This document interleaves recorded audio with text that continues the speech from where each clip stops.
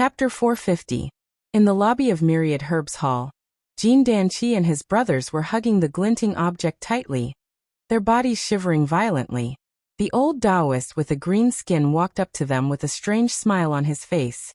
With great difficulty, he squeezed out a smile that could barely be considered as kind, then asked the brothers, "Fellow Taoists, your energy-rotting ghost mushroom is a good item."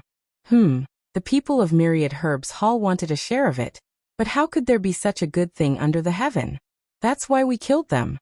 The old Taoist cleared his throat and said with a smile, "Don't worry, we are both good people. Hee, but what do you want?" Shivering, the brothers huddled together. The ruthless and merciless slaughter of the few heaven immortals had truly frightened them. The two brothers were just worrying about how to avoid the 10,000 Herbs Hall, and how to get rid of the entanglement of the 10,000 Herbs Hall, so that they could successfully sell the energy-rotting ghost mushroom at a high price, but the entire 10,000 Herbs Hall was slaughtered. This cruel scene directly taught them a lesson. This was the true face of a cultivator. Qingsu Immortal Pass was guarded by a general of the human race, but these heaven immortals were still killing and robbing people, committing such an evil deed in broad daylight. Although the two brothers were a little cunning, they were nothing more than some petty tricks. How could they bear the psychological impact when they suddenly saw this kind of bloody murder? When the old Taoist asked them what they wanted, the brothers were stunned for a long while before they finally reacted. The older brother said carefully, "As for immortal items and spirit items, our cultivation base is too shallow, so we dare not to think too much about them.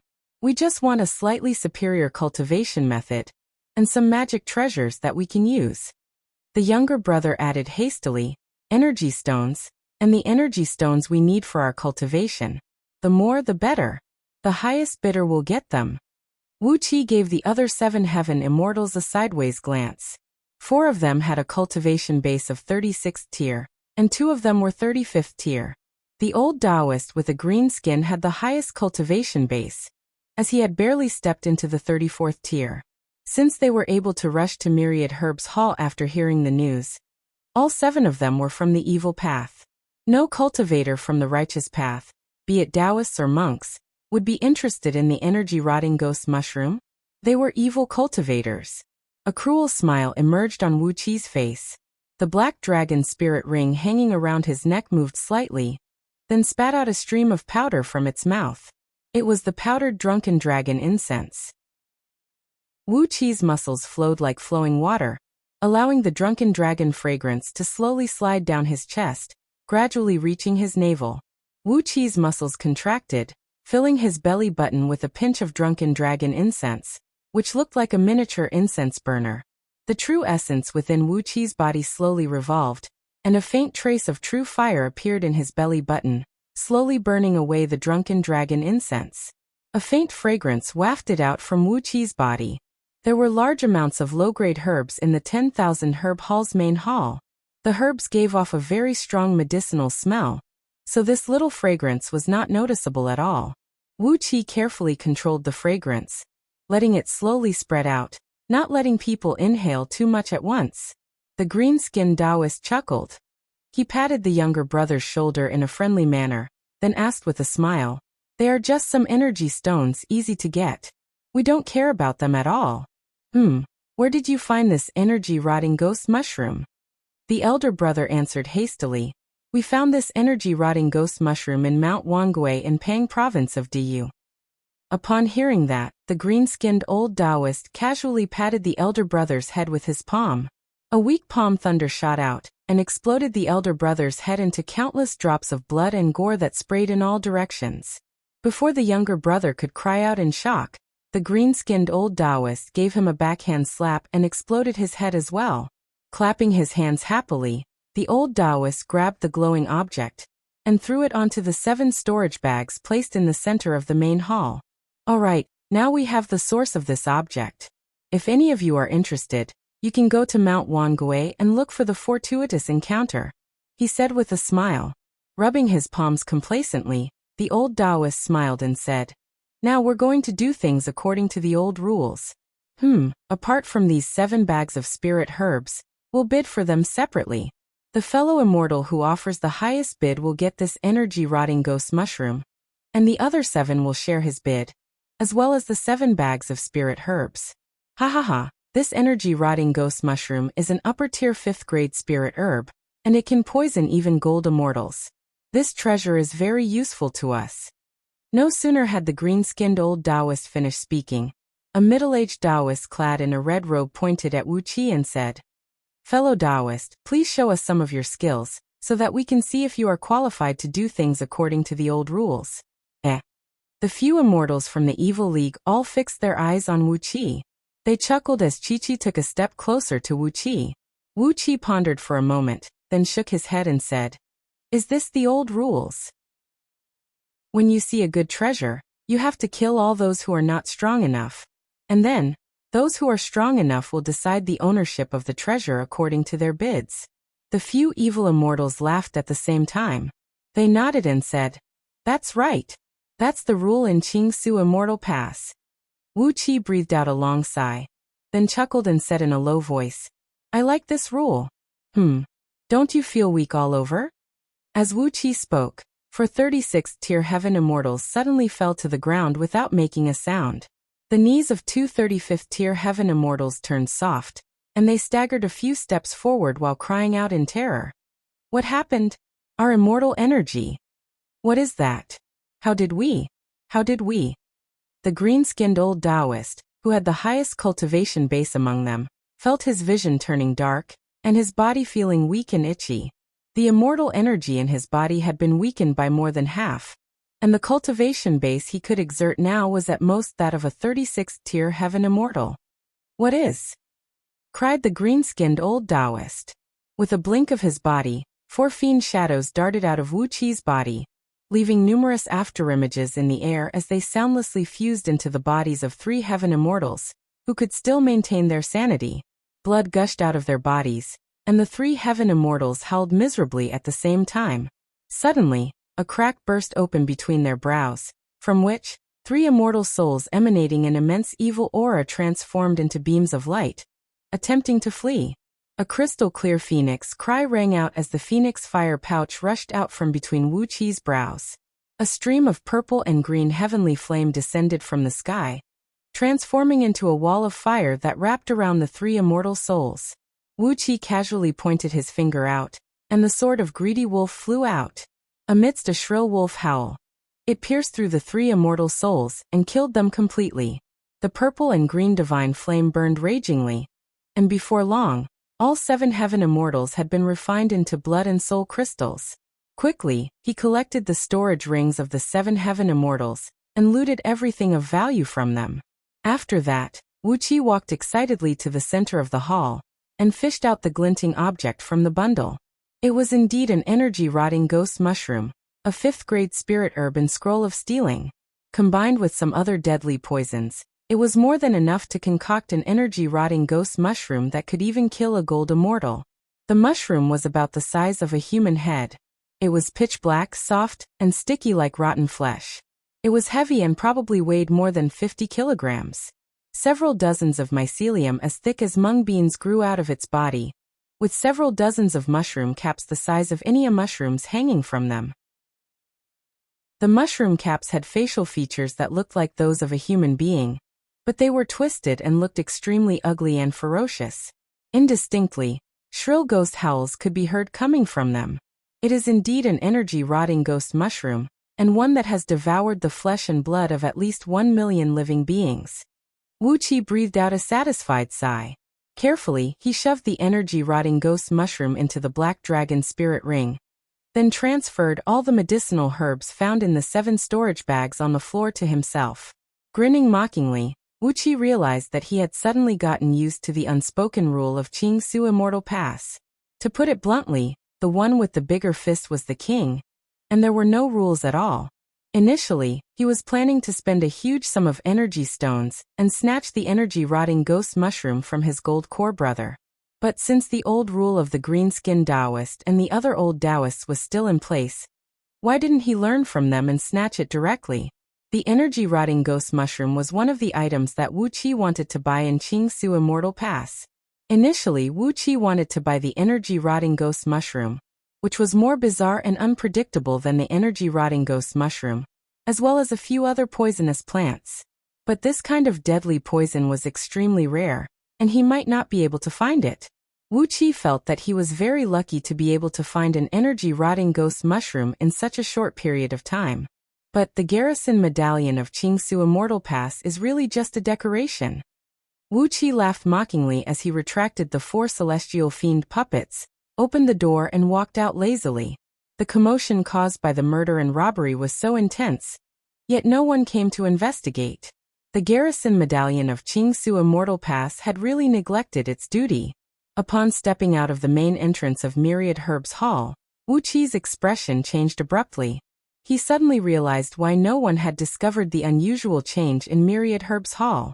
The sky had turned grayish, and 2 mysterious, scarlet eyeballs were hovering in midair, staring straight at Wuqi. Under the ground was a vast sticky yellow ocean, which was emitting a pungent, fishy smell. The grayish sky and the yellow ocean formed a spherical space that measured 100 miles in diameter, trapping the entire Myriad Herbs Hall within it. A man and a woman were standing quietly on the yellow ocean, staring at Wuqi with a smile on their faces. Wuqi halted his steps, lowered his head to look at the yellow ocean under his feet, and said in a deep voice, "The legendary water of the yellow spring?" The man laughed and said softly, "It's just an imitation, not the real thing. But if a heaven immortal accidentally bumps into it, even if he doesn't die, he will at least lose a piece of skin." "Cut the crap," said the woman straightforwardly. "Hand over the energy-rotting ghost mushroom and the benefits you just obtained, as well as all your belongings. We saw Patriarch Greenheart and a few other dead men enter Myriad Herbs Hall with you, and we've worked hard to deploy the illusory realm outside to buy you some time. Even if we don't have any credit, we can still thank you for your hard work. Hand over all your valuables and we'll spare your life." Wuqi laughed dryly and said, "Fellow Taoists, what are you trying to do? A robbery?" The woman nodded seriously and said, "That's right. You've been robbing others in Myriad Herbs Hall, and now, you're the only one who walked out alone. Now we husband and wife are robbing you. This is a matter of course. Cut the crap. Our illusory realm can only hold you for a quarter of an hour at most. Quickly hand over all your valuables and we won't go too far. We'll spare your life, so that we can meet again in the future." For a moment, Wuqi didn't know whether to laugh or cry. He had just robbed a group of people, and now he was robbed as soon as he walked out. This was truly a retribution from the heavens. Seeing that Wuqi didn't move for a long while, the woman couldn't help but widen her eyes and raise her eyebrows. Then she pointed her finger at the 2 huge eyeballs in the sky. The 2 scarlet eyeballs spun abruptly, and a large amount of sticky blood sprayed out from them, splashing towards Wuqi along with a pungent smell. Chapter 451. The blood that sprayed down from the top of his head had a pungent stench. Even from a great distance away, Wuqi could feel a scorching heat coming from it, which made his skin hurt. The blood was not a good material, so Wuqi dared not to touch it. Without hesitation, he pointed his finger out and threw out a palm-sized, golden-yellow jade medallion carved into the shape of a rhinoceros, which he snatched from Lord Jade. It transformed into a beam of golden light and flew out. A deep roar of a rhinoceros rang out, as a 90 feet long, stout and muscular single-horned rhinoceros appeared above Wuqi's head. The rhinoceros licked its lips and lowered its head to look at Wuqi. After that, it widened its eyes and breathed out a stream of white mist towards the sky. A strong gale was kicked up from all directions, and nearly 100 whirlwinds with goat horns emerged from the ground, reaching into the sky like ghost claws that stretched out from hell. The whirlwinds collided with the blood. The thick and sticky blood was rolled up by the whirlwinds, turning into countless thumb-sized, blood-red water droplets that shot all over the sky. Wuqi didn't care what the rhinoceros was going to do. He opened his mouth and sprayed out a stream of innate energies of 5 elements onto the rhinoceros's body. The rhinoceros threw its head back and roared joyfully into the sky as if it was in heat. Then the several dozens of whirlwinds suddenly converged and transformed into a pitch-black whirlwind, about 70 to 80 feet long. It rolled up all the water droplets and shot towards the man and woman. The black whirlwind produced a long, sharp, and unpleasant whistling sound, like the screams of countless malicious spirits. It tore the air apart, leaving dozens of glaring black halos, and suddenly arrived in front of the man and woman. The man screamed in fear. His long robe exploded abruptly, transforming into countless thumb-sized, white strips that shot out in all directions. Within a blink of an eye, they weaved into a huge cloth net, firmly blocking the whirlwind. The diameter of the cloth net was about 1 mile, and its surface was densely covered with the shapes of faint, blood-red eyes.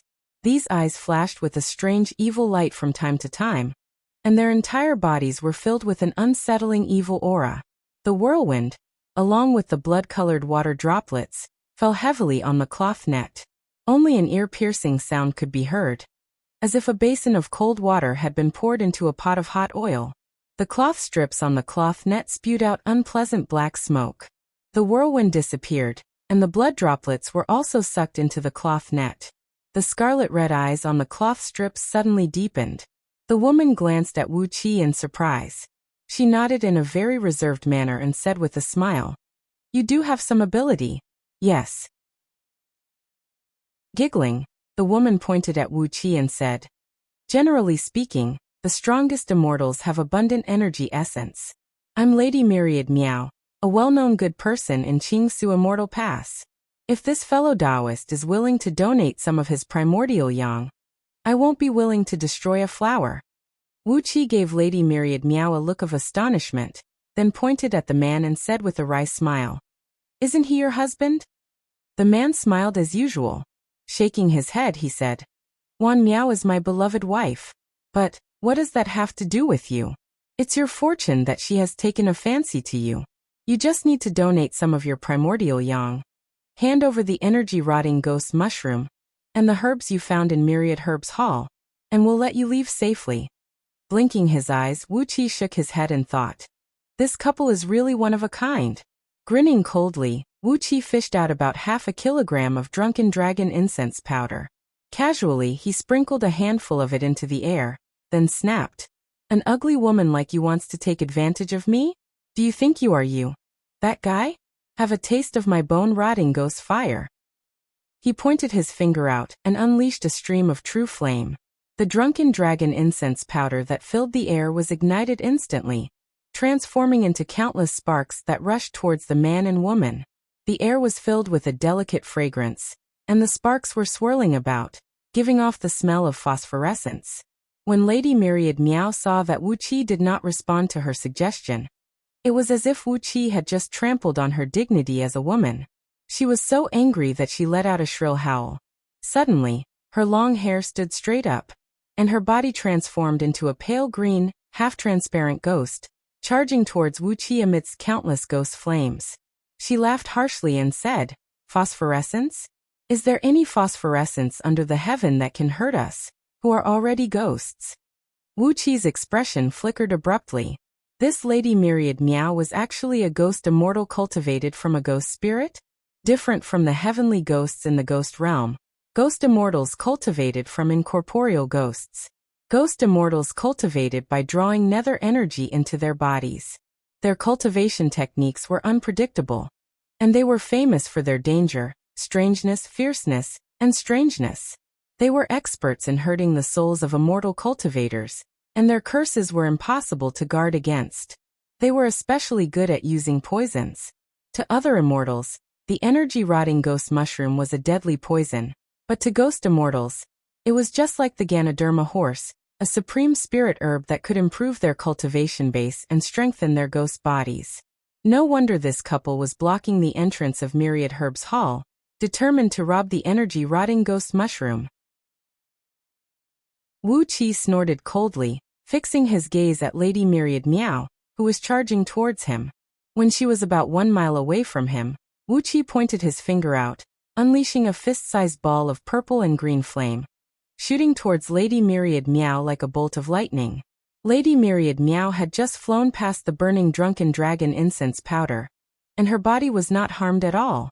She thought that Wuxia was nothing special, and did not even spare a glance at the ball of divine flame of order that flew out from Wuqi's hand.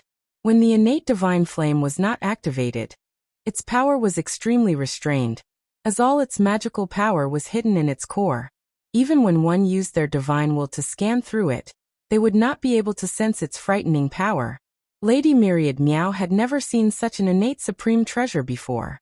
With a hideous smile on her face, as if she had the power to decide life and death, she plunged straight into the ball of divine flame of order like a moth flying into a flame. Poor Lady Myriad Meow, a ghost immortal with a cultivation base of nearly 31st tier, was completely restrained by the divine flame of order. The divine flame of order was the nemesis of all fiends and ghosts, and the natural enemy of all pure spiritual entities. As ghost immortals were cultivated from ghosts, their immortal bodies were different from ordinary heaven immortals, as their bodies were formed from the combination of nether energy and their own soul will. A miserable howl echoed out as Lady Myriad Meow's body burst into flames, dancing wildly in the air like an extra-large torch. The divine flame of order clung to her body and burned to its heart's content, then seeped into her body through her 7 apertures, causing dark smoke to billow out from her body. Numerous purple crystals the size of fists kept bursting out from her body. They were the soul crystals formed from the enormous soul will she had cultivated painstakingly for countless years. The man was struck dumb. He stared blankly at Lady Myriad Meow, who was shrouded in the purple and green divine flame, and screamed, "What the hell is this?" "You don't need to know," Wuxia said coolly. "A ghost immortal? Hee, the thing I fear the least is a ghost immortal." A bird cry rang out as the immortal sword given to Wuxia by Taoist Yunzong shot out amidst a sheet of flame. When the immortal sword flew out, the flame condensed into a large bird that looked like a phoenix. The flame flickered, and Lady Myriad Meow, who was severely wounded by the divine flame of order, was killed by the immortal sword without any ability to resist. Drop by drop, her enormous soul essence was purified and refined by the divine flame of order. Eventually Wuxia obtained over 3,000 fist-sized soul pearls. With a flick of his sleeve, the soul pearls transformed into a purple beam of light, and were put away by Wuxia, together with the storage ring left behind by Lady Myriad Meow. With the immortal sword in hand, the single-horned rhino hovering above Wuxia threw its head back, and let out a long roar. Pointing at the man, he cried out sternly, "Now I'll rob you. Leave behind all your valuables, and I'll spare your life." The man took a few steps back in terror. Lady Myriad Meow was his partner, and she had always been the one in charge of their actions, as her cultivation base was 4 tiers higher than the man. The man was merely a peak 35th tier cultivator, and with the drunken dragon incense lingering in the air, his cultivation base had been greatly weakened, leaving him with a cultivation base of 36th tier. Holding the immortal sword, Wuxia approached step by step with a hideous smile on his face.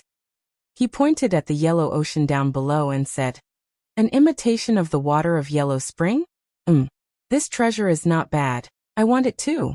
Leave behind all your valuables, and I'll leave you with a pair of underpants to take you home. Hurry up and hand over all your valuables, or I won't even leave you with a pair of underpants." The man looked around in panic for a while. All of a sudden he roared out, "Wan Miao is dead. What's the point of me being alive? Let's fight, let's fight. Can you kill my infinite incarnations?" The man's clothes ripped apart at the same time, revealing his body. Wuxia let out a strange cry with fright, then quickly retreated far away.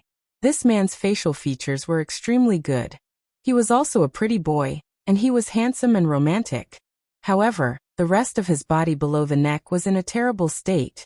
His flesh was rotten to the point where white bones could be seen everywhere. His body was rotten to the point where shredded flesh and minced meat could be seen everywhere. Countless thumb-sized maggots were crawling in and out of his rotten flesh and bones. However, they were covered in a thick layer of black carapace, and their bellies were covered with black hair. "What the hell is this?" Wuxia cried out in fear.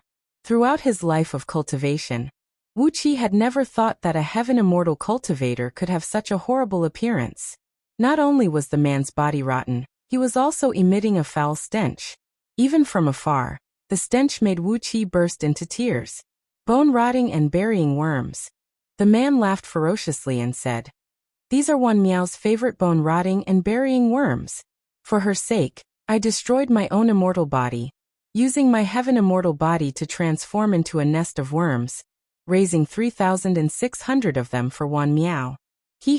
These are the bone-rotting and burying worms that can devour gold immortals when they finally mature. Waving both arms, the man cried out sternly, "My boys, kill him and eat him. One meow, I'll avenge you." Bone-rotting and burying worms? Immediately, Wuxia recalled some records about bone-rotting and burying worms found in Scroll of Stealing. Among all the countless venomous worms in the universe, they were frightening creatures that could be ranked in the top 100. In order to grow and evolve, these venomous worms had to constantly devour the flesh and blood of heaven immortals. If they did not eat fresh flesh and blood for 3 days in a row, they would immediately die. After devouring enough heaven immortals' blood essence, flesh and blood, they would spin a cocoon and evolve. They had to evolve 9 times in total. Once the number of bone-rotting and burying worms reached a certain level, they would have the overall strength to devour gold immortals. Most importantly, even the most basic larva, the feces of these worms, was an extremely venomous poison.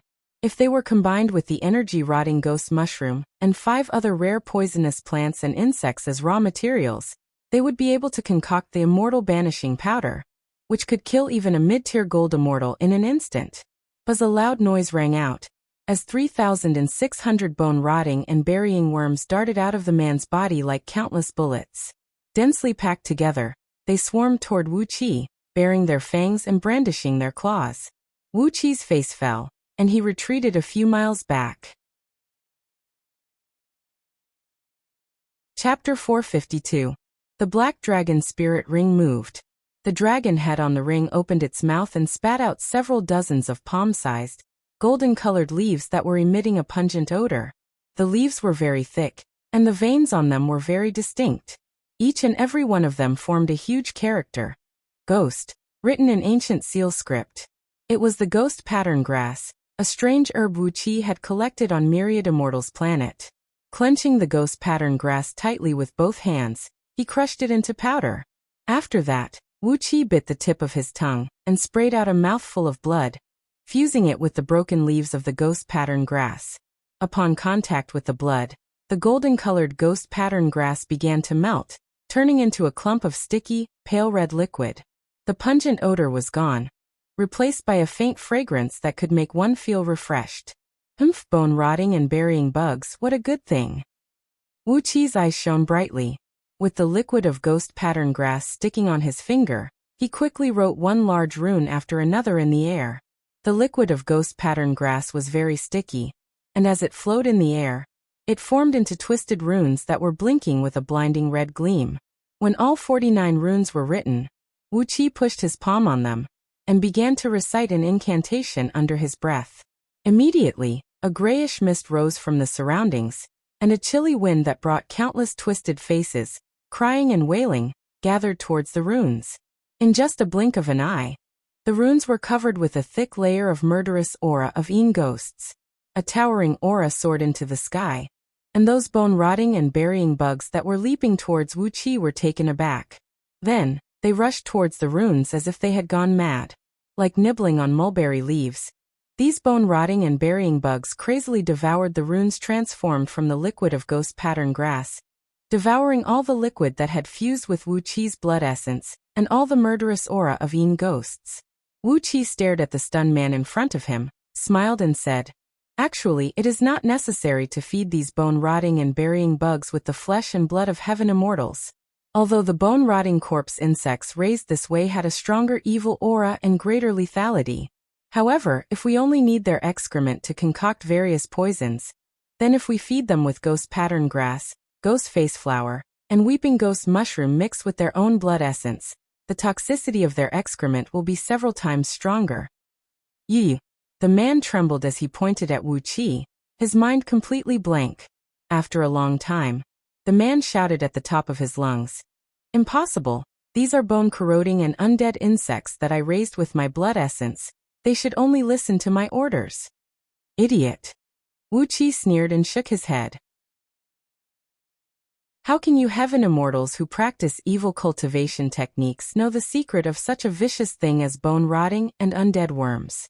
If not for Princess Zhonglu inheriting the bloodline of an ancient heaven god from her mother, from which she obtained countless inheritances of evil ghost techniques, How could Wuxia know the method of feeding bone-rotting and undead insects with ghost pattern grass and some other poisonous things? After feeding them with the flesh and blood of heaven immortals, after spinning the cocoon for 9 times, they would give birth to a matured bone-rotting and undead insect king, which possessed a frightening strength that could devour gold immortals. However, after carefully feeding them with various poisonous things mixed with their own blood essence, after spinning the cocoon for 9 times, they would give birth to a myriad poison-venomous insect king, which could kill a gold immortal with just a mouthful of its saliva. It was a truly vicious thing. If the bone-rotting and undead insect king was driven to fight against a gold immortal, and if that gold immortal had some supreme treasure with pure yang element, the bone-rotting and undead insect king would be smashed to pieces. But as long as the myriad poison-venomous insect king had a clever technique, it could produce an endless stream of deadly poison. And how many immortals could it kill? Looking at the hysterical man, Wuxia was too lazy to discuss these profound questions with him. For shadowy figures rushed out of his body. For celestial fiend puppets flew whistling out, charging towards the man who had fallen into madness. 4 fiend figures wheeled around the man, and in the blink of an eye, his body was smashed into a pile of broken bones and rotten flesh.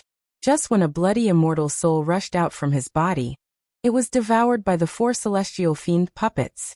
Wuxia shook his head as he stared coldly at the man's flesh and blood drifting in the air. The man's appearance was so disgusting that Wuxia did not even have the thought to refine him into a blood crystal or soul crystal. Thus, he decided to let the celestial fiend puppets share him. With a light shake of his fingers, streams of runes emanating an eerie aura were cast out. Using the technique taught to him by Princess Zhonglu, Wuxia sent a thread of his divine will into each of the 3,600 bone-rotting and undead bugs, firmly controlling their limited intelligence, which was left with only a tiny bit of instinct to devour and avariciousness.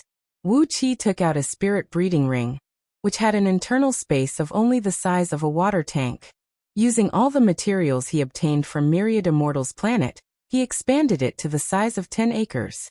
After that, he threw in a large pile of energy stones to replenish the energy in the internal space, as well as several tens of thousands of kilograms of poisonous herbs and animals he found on Myriad Immortals' planet. After that, he ordered all the bone-rotting and undead bugs to crawl into the spirit breeding ring and settle down inside. Bone-rotting and undead bugs were too vicious. Even though they were larvae that had not spun their cocoons yet, Wuxia dared not to put them together with longbow people. Those longbow people were careless, and if they accidentally bumped into these bugs, even though Wuxia had controlled their intelligence, their poisonous hair could still kill these longbow people who were merely at Jindan realm. He hung the spirit breeding ring in front of his chest, turned his head around and gave his surroundings a glance. He retracted the single-horned rhino, pointed his finger out and took out the dark energy vase. As soon as the vase was taken out, the imitation of the yellow spring under his feet began to vibrate violently. Wuxia performed an incantation gesture, and the vase immediately shot out a beam of green light.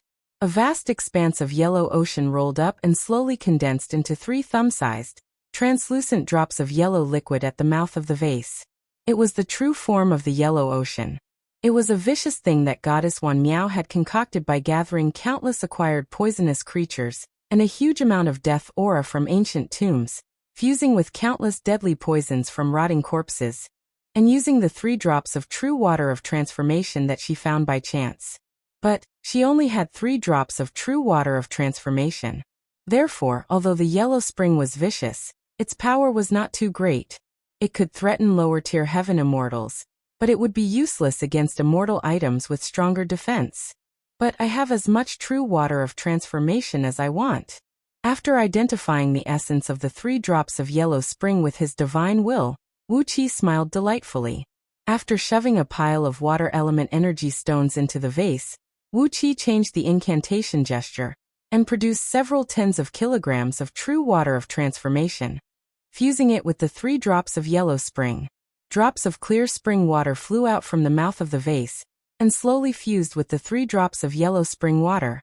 Slowly, the volume of the yellow spring water grew larger, and its color turned fainter. But as time went by, the yellow color grew stronger. Very good. This goddess Wan Miao is pretty good at concocting poisons. What she concocted is actually a living poison. As long as the true water of transformation is added, the yellow spring water will grow endlessly. This is indeed a good stuff. Wuxia looked pleasantly at the clump of yellow spring water, which was the size of a water tank, on the mouth of the vase. He nodded his head and said, I can't use too much of this thing, or it will ruin my reputation. In the future, I will slowly fuse all kinds of deadly poisons into it, and slowly accumulate the true water of transformation, making it stronger and stronger. In the end, when I unleash it, it will turn into a vast ocean, and even a gold immortal will have to knock him out for a few times. Laughing complacently, Wuxia kept the clump of yellow spring water into the dark Yin energy vase. After that, he took a deep breath and changed his visage, retracting the 4 celestial fiend puppets into his body. After that, he broke the illusory barrier erected by goddess Wan Miao with a punch and walked out leisurely. Right after he walked out of the illusory barrier and arrived at Qingsu Immortal Square, Wuxia was taken aback. There were no pedestrians on the street, and all the shops in the surroundings had their doors tightly shut. Only several dozens of heaven immortals could be seen standing on clouds, looking at him from afar. 100 flying ships, each about 200 feet long, were hovering quietly in the sky. 20,000 soldiers clad in soft armors were standing on the ships, pulling their bows and aiming at Wuxia. A handsome young man, clad in a crimson battle robe with 100 flowers on the outside, was riding on the back of a single-horned ink qilin, with a 36-jointed steel whip hanging on his left hand. He was standing on the street outside Myriad Herbs Hall's main entrance, staring at Wuxia. Upon seeing such a solemn and battle-ready stance, Wuxia laughed dryly and said, What is the meaning of this, General? I'm Feng Qingya, the general who guards Qingsu Immortal Pass, the young general said coolly. I'm Feng Qingya, the general who guards Qingsu Immortal Pass. Just hand over the energy-rotting ghost mushroom and all the valuables you have, and let me whip you 3 times. If you survive, you can leave now. It suddenly dawned on Wuxia that they were not the only people who came to this place after hearing the energy-rotting ghost mushrooms cry just now. And it seemed to him that Feng Qingya, the tiger sitting on the ground, was following behind goddess Wan Miao and her husband. Wuxia laughed dryly, then turned to Feng Qingya and said, So General Feng, you are trying to rob me? Feng Qingya chuckled. As a man, he was actually smiling in such a flirtatious manner, and was just short of throwing a flirtatious glance at Wuxia.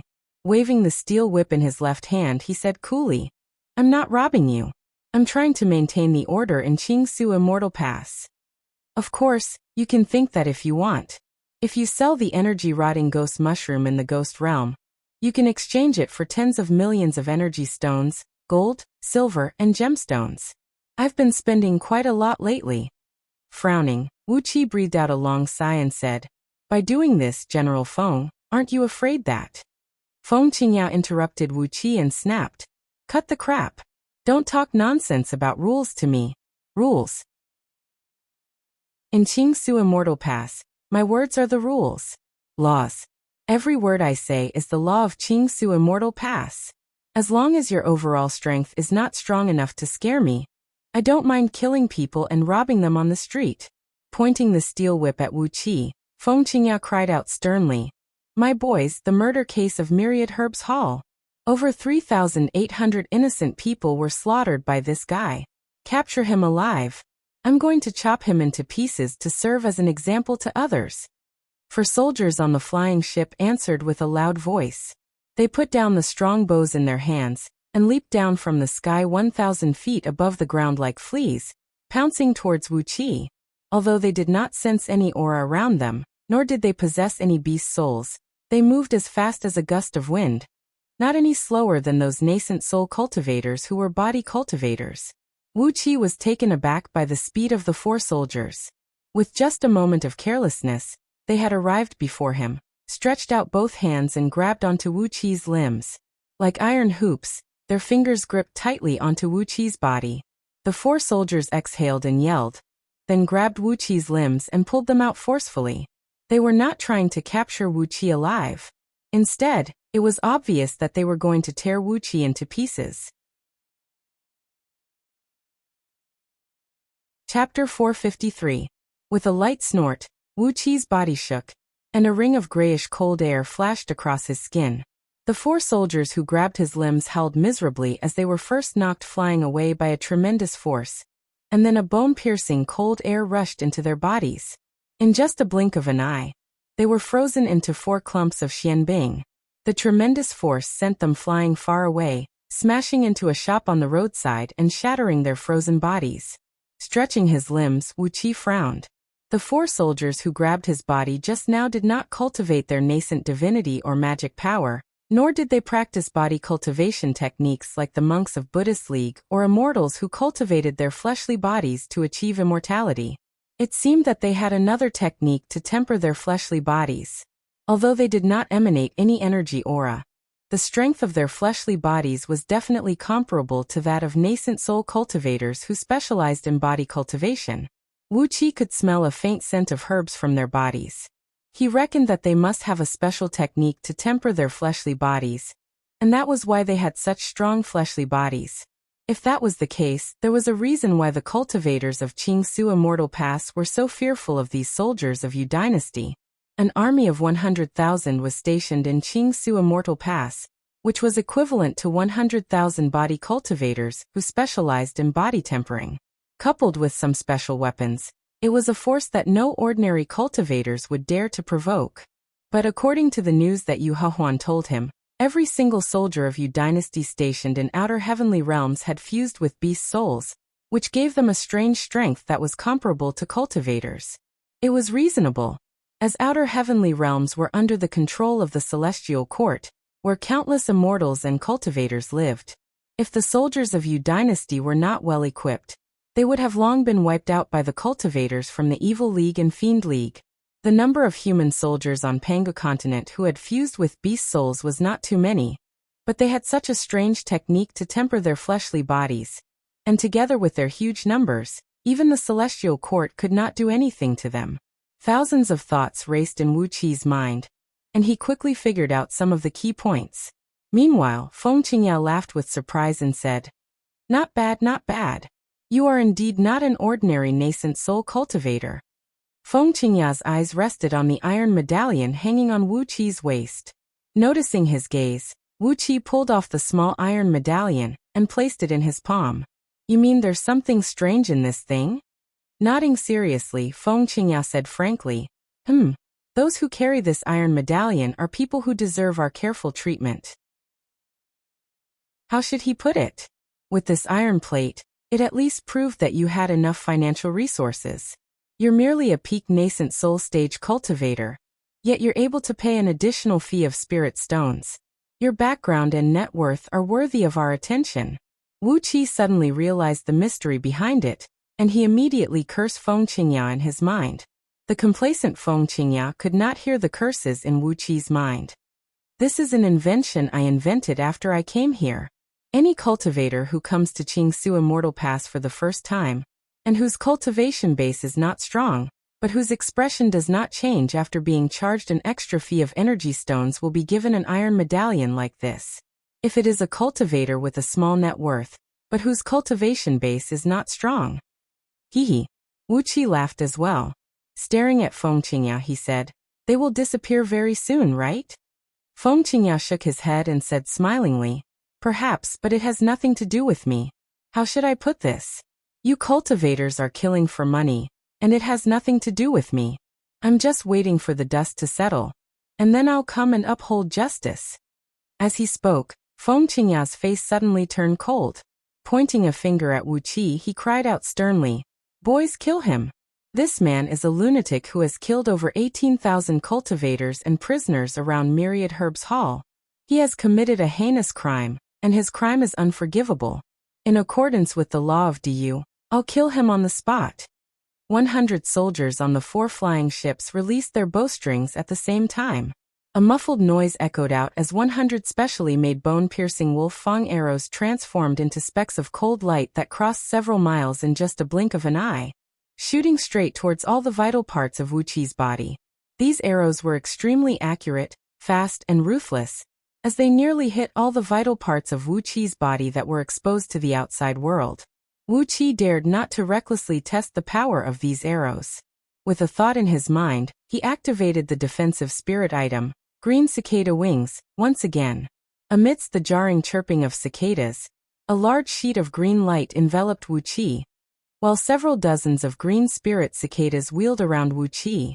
A heavy pressure suddenly came pressing at him from all directions. When the arrows landed on the defensive green light, the cold light they emitted penetrated nearly 1 foot deep into the green light. Wuqi watched helplessly as 100 arrows approached him from all directions.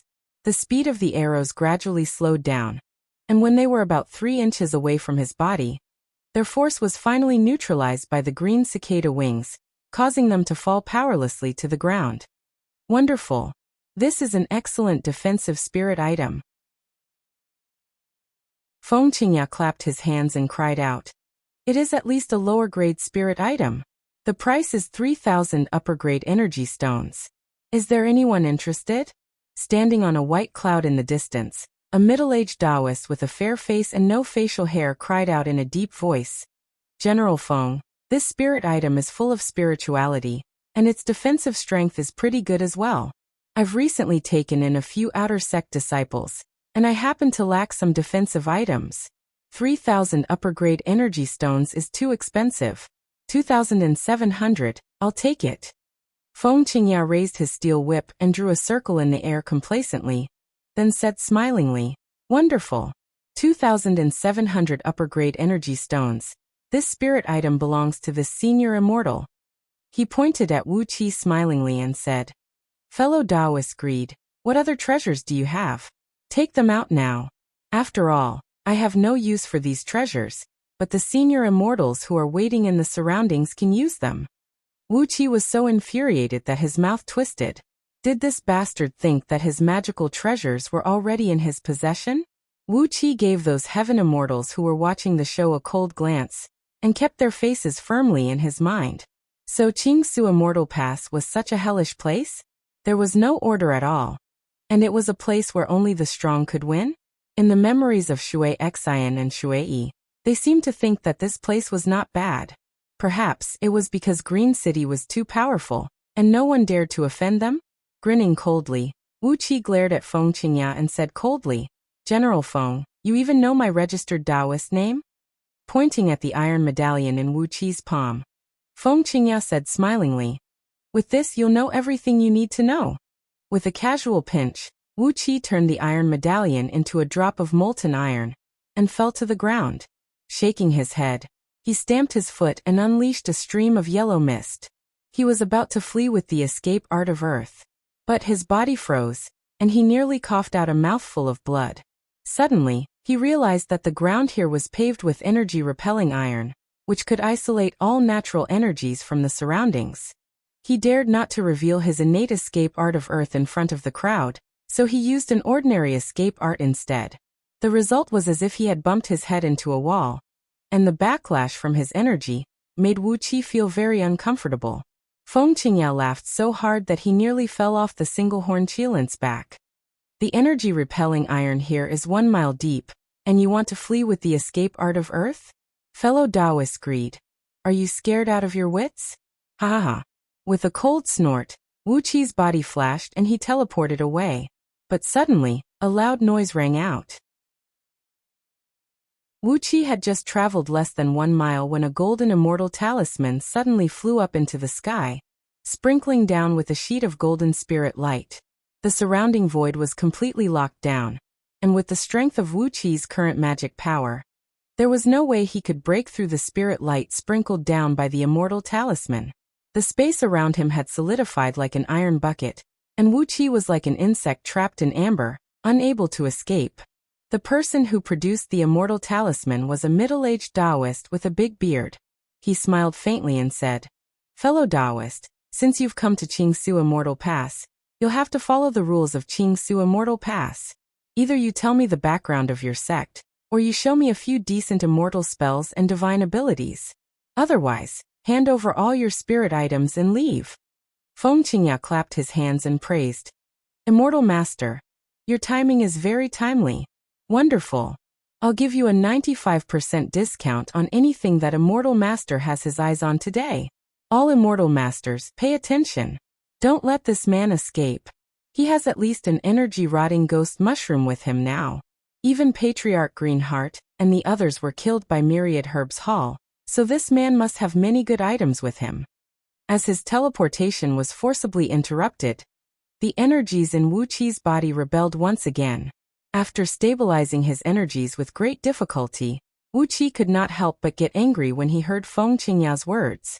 According to General Feng, as long as one possesses a sufficient overall strength, they will be able to do whatever they want in Qingsu Immortal Pass. Since I've killed Patriarch Greenheart, why are you still making things difficult for me?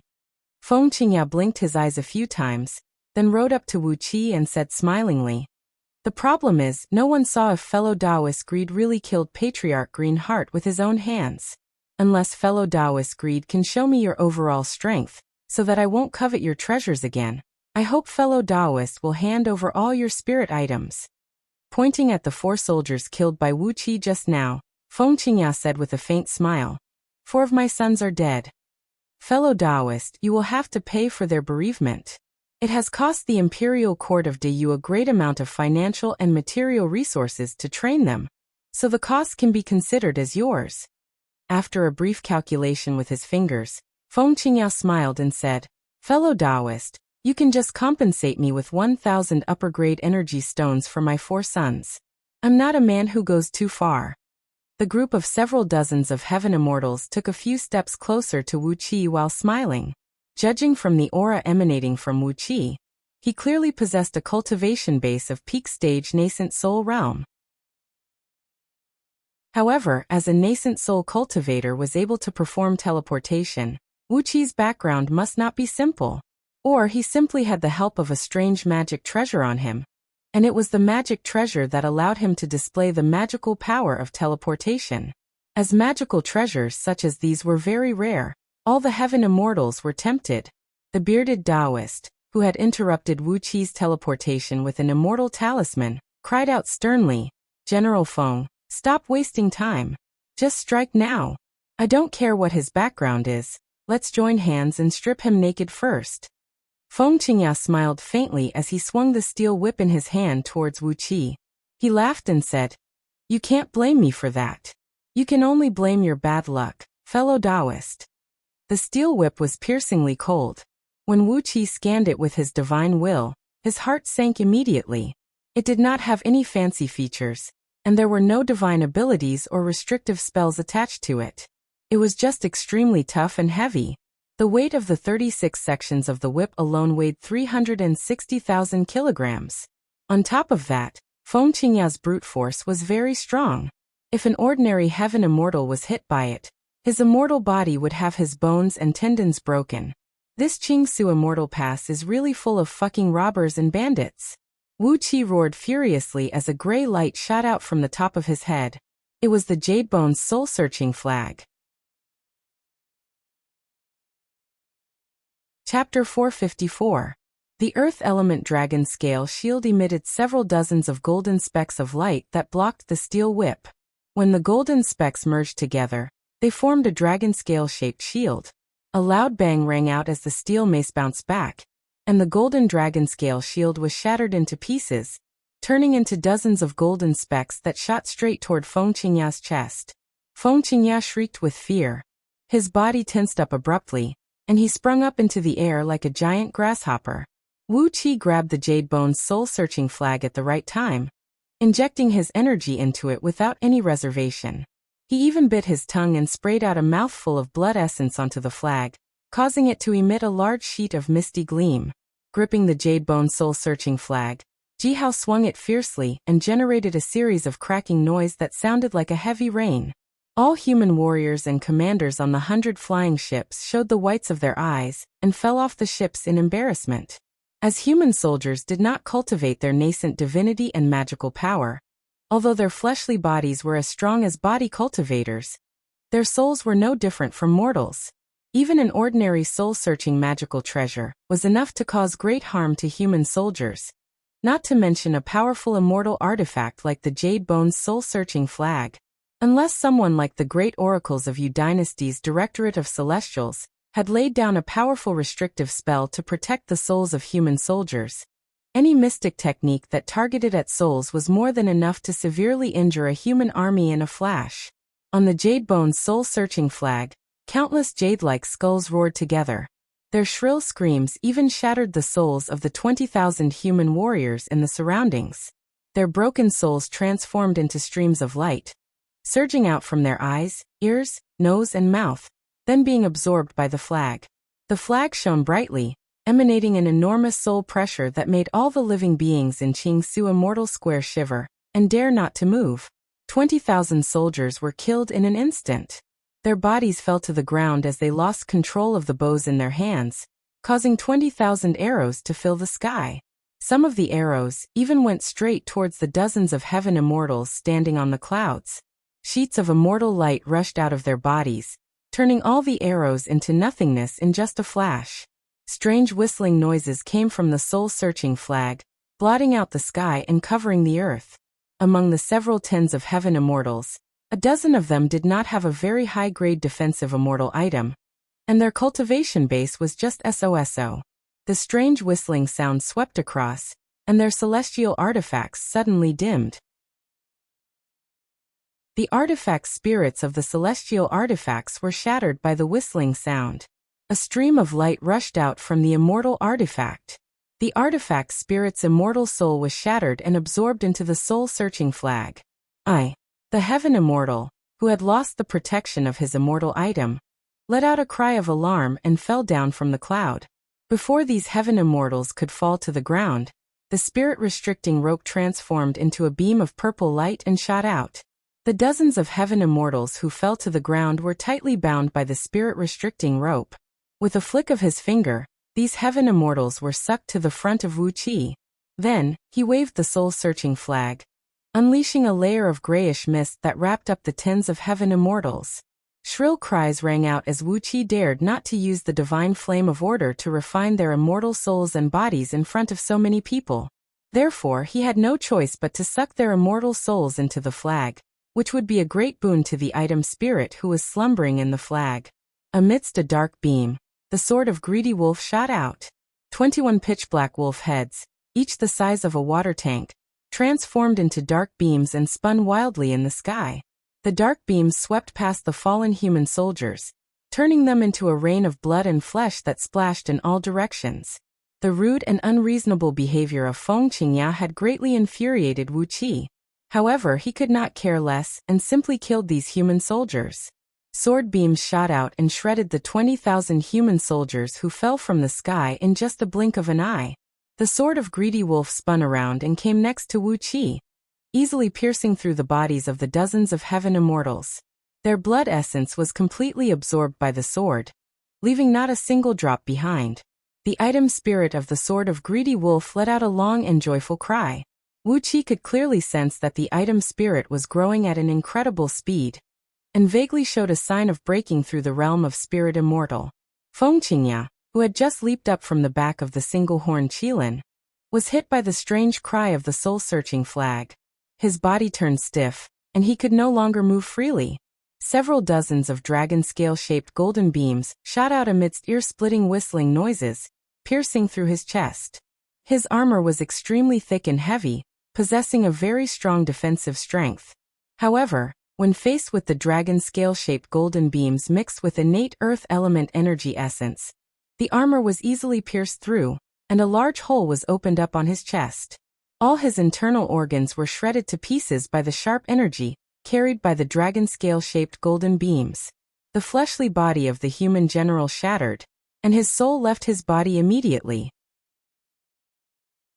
Feng Qingya's soul was stronger than ordinary human soldiers, but there was a limit to it. The soul-searching flag rolled up and sucked Feng Qingya's soul into it, turning it into the nourishment for the slumbering item spirit to recover itself. Pressing his palm on Feng Qingya's corpse, Wuxia uttered a disintegration spell. Abruptly, the corpse disintegrated, turning into the tiniest molecular structure and falling to the ground. A brocade bag fell down from the corpse. Wuxia snatched it over, inside of which was a large pile of talismans made from bone fragments. Each talisman emanated a very powerful aura, and their power was not weaker than ordinary immortal talismans. All these talismans were recorded in the Tao of Ghost and Deity inherited by Princess Zhongli. Wuqi hastily identified the functions of these talismans. Some could attack, some could defend, and some could stabilize one's mind and soul. Among them were a dozen huge bone talismans the size of a door. Judging from the complicated rune arrays carved on them, they were powerful battle-grade talismans that could be used by several tens of thousands of soldiers. Fool! Wuqi could not help but scold with a smile. With the protection of these strange bone talismans crafted by the great oracles of the human race, if Feng Qingya had taken precautions beforehand, even the jade bone soul-searching flag would not be able to harm him. If he had used one or two of these huge bone talismans beforehand, the overall strength of these 20,000 human soldiers would have been improved by at least 10 times. When faced with 20,000 nascent soul-body cultivators whose overall strength had been improved by 10 times, even a true heaven immortal would be terrified. On top of that, with the magical power of stabilizing one's mind and soul, Wuqi estimated the power of these bone talismans. Once these huge bone talismans were used on these 20,000 human soldiers, perhaps even the soul-searching flag would not be able to take away their souls. Feng Qingya had only been thinking about robbing, and had set off without any preparation. You think robbing people was too easy for you? Do you really think no one dares to attack you? Wuqi sneered mockingly, then suddenly raised his head to look at those heaven immortals who were struggling to resist the power of the Jade Bone's soul-searching flag. A strange long cry rang out, as the single-horned qilin mounted by Feng Qingya gave a furious roar, and thrust its horn straight towards Wuqi's chest. How presumptuous! Wuqi bellowed furiously. You look like a qilin, but you only have a single horn. I wonder where you came from. Are you going to risk your life for this Feng Qingya? The gold ingot, which he had just refined and purified with the spirit light of immortal transformation, flew out of his hand, transforming into a huge ball of golden light, and smashing onto the single-horned qilin's nose. A crisp thud rang out. The qilin's face was dented by the gold ingot, and half of its head was smashed into pieces of bone and flesh. Qilin was a divine beast of heaven and earth. Even though it was a mixed-blood descendant, its life force was extremely tenacious. The single-horned qilin gave a miserable howl. Suddenly, a large plume of dark smoke rushed out from under its feet, carrying it as it spun and fled. Wuqi gave a cold snort. The spirit-restricting rope flew out, and bound the big fellow tightly. A large sheet of white light burst out from the spirit-breeding ring on his chest, enveloping the single-horned qilin, and slowly dragging it into the ring.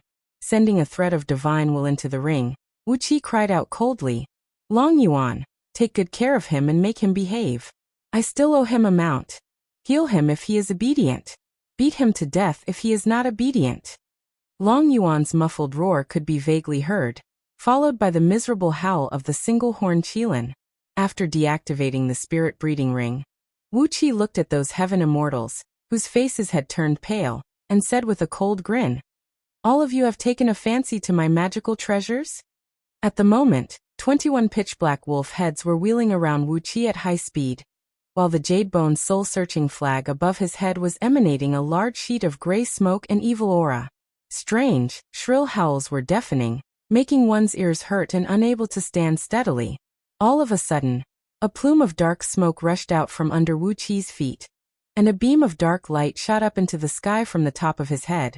His fake nascent soul, which cultivated the Inferno Hell Fiend scripture, flew out of his body, roaring and releasing a dense fiend aura that blanketed the entire Qingsu Immortal Square in just a blink of an eye. Damn it, a fiend cultivator! The faces of those heaven immortals, who were struggling bitterly under the frightening power of the Jade Bone's soul-searching flag, fell instantly.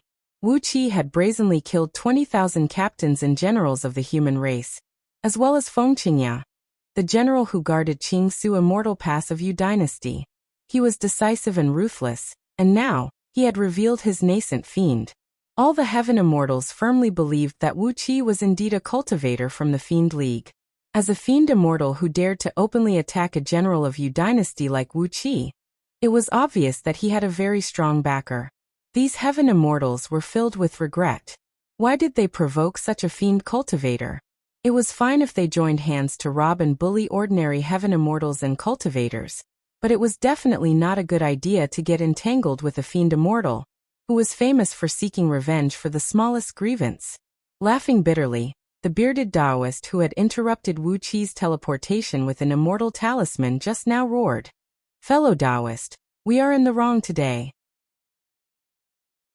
Please don't take it to heart, fellow Taoist. The culprit, Feng Qingya, is already dead. Why do you still want to make things difficult for us? Why don't we just let this matter go, and we'll keep our mouths shut and never reveal your background?" Wuxi gave a cold snort. A few vague fiend shadows could be vaguely seen around him. He flew towards those heaven immortals and cried out harshly, "How can you let me off so easily? You guys beat me and kill me as you please, and then leave as soon as you're done. Where's the face of this immortal?" With a cold snort, Wuxi said proudly, "Cut the crap. Each of you, give me 1 immortal item, 3 spirit items, 9 magical treasures, 1 million lower-grade energy stones, and 10 million gold, silver, and jewelry.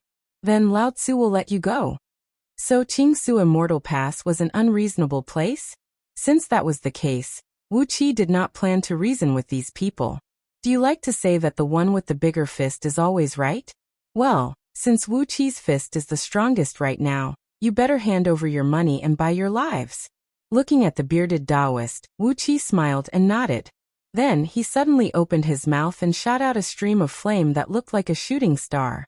Attached with all the innate fire energy in Wuxi's body, the acquired fire spirit pearl shot out like a small sun and smashed right into the Taoist's chest. A loud boom rang out, and a heat wave rolled and rocked. The Taoist's defensive immortal item was smashed to pieces, and half of his body was burned to ashes by the heat wave. Seeing this, Chi-Chi's expression flickered. 60% of them spun and fled into the distance in beams of light, while the remaining 40% attacked together with Chi-Chi. Dozens of flying swords and magical treasures came smashing down towards Wuxi's head at the same time. Chapter 455. Kill. Wuxi let out a long cry as he waved the Jade Bone's soul-searching flag with all his might. A shrill, unpleasant ghost howl towered into the sky. The dozens of immortal swords and magical treasures that were about to reach Wuxi's head suddenly froze and dimmed, while their power was weakened by at least 30%. Countless golden dragon scales shot out of Wuxi's left hand, transforming into a huge golden light screen that shielded Wuxi. The dozens of immortal items kept falling down and smashing against the golden dragon scales, sending sparks flying in all directions. But no matter how hard they tried, they could not break the protection of the dragon scales. The quality of the scales left behind by the 25th tier snow-armored heaven-devouring python when it transcended its heavenly tribulation was comparable to a 25th tier immortal item. Among all the heaven immortals present, the strongest one was only a 33rd tier cultivator, and the strongest immortal item was only a 29th tier immortal item. So, how could they possibly break the incredible defense of the earth element dragon scale shield? Wuxi laughed wildly as he bit his tongue, causing a large chunk of flesh to fall off the tip of his tongue. He coughed out mouthfuls of blood essence, which splashed onto the Jade Bone's soul-searching flag, and made the countless jade skulls on the flag grit their teeth and scream. An immense evil aura blanketed the entire Qingsu Immortal Square. Wuxi's nascent fiend performed a reverse lotus incantation gesture, unleashing a great sheet of fiend flame that swept out in all directions together with the frightening cries of the Jade Bone's soul-searching flag. The bodies of those fleeing heaven immortals swayed as their immortal items exploded, and they fell to the ground at the same time. The spirit-restricting rope shot out like a great python, wrapping around the fallen heaven immortals and dragging them back. Some heaven immortals still had the strength to fight back. They had already landed on the ground, but still unleashed their immortal items to defend against the purple light beam. Wuxi sneered as his erect eye suddenly opened. The pupil transformed from the cold electric mirror shot out a large sheet of silver-purple thunderbolts, which streaked across the sky soundlessly like a storm that covered 1,000 miles. All the raindrops gathered on one man, and the continuous and dense thunderbolts gave those heaven immortals a great pain. Blinding flashes kept bursting from their defensive immortal items, and in just a blink of an eye, The defensive immortal outfits of a few heaven immortals were broken. When the lightning struck the bodies of those heaven immortals, their flesh and blood flew everywhere, and their immortal souls nearly burst out of their bodies. With an ear-piercing whistle, the spirit-restricting rope bound these heaven immortals tightly and dragged them to Wuxi's side, where he threw them into the spirit-breeding ring one by one. Kill! Wuxia once again let out a resounding battle cry. The acquired earth, water, wood, and gold spirit pearls turned into 4 beams of intense light and shot out. Together with the fire spirit pearl that was shot out earlier, they turned into 5 beams of intense light that shot out in all directions. The heaven immortal, who was the first to bid for Wuxi's defensive spirit item, the green cicada wings, cried out in shock. 5 acquired spirit pearls had locked onto his body at the same time, making him the first target of the fusion of 5 elements. The heaven immortal performed an incantation gesture with both hands, and was about to unleash a life-saving spell. But the 5 acquired spirit pearls did not give him any chance to do so. Like a mighty thunderbolt, they smashed viciously onto his body, shattering his defensive immortal item, and turning his body into countless pieces of flesh and blood. A golden immortal soul soared up into the sky, about to flee. Wuxia gave a cold snort and made a grabbing gesture with his left hand.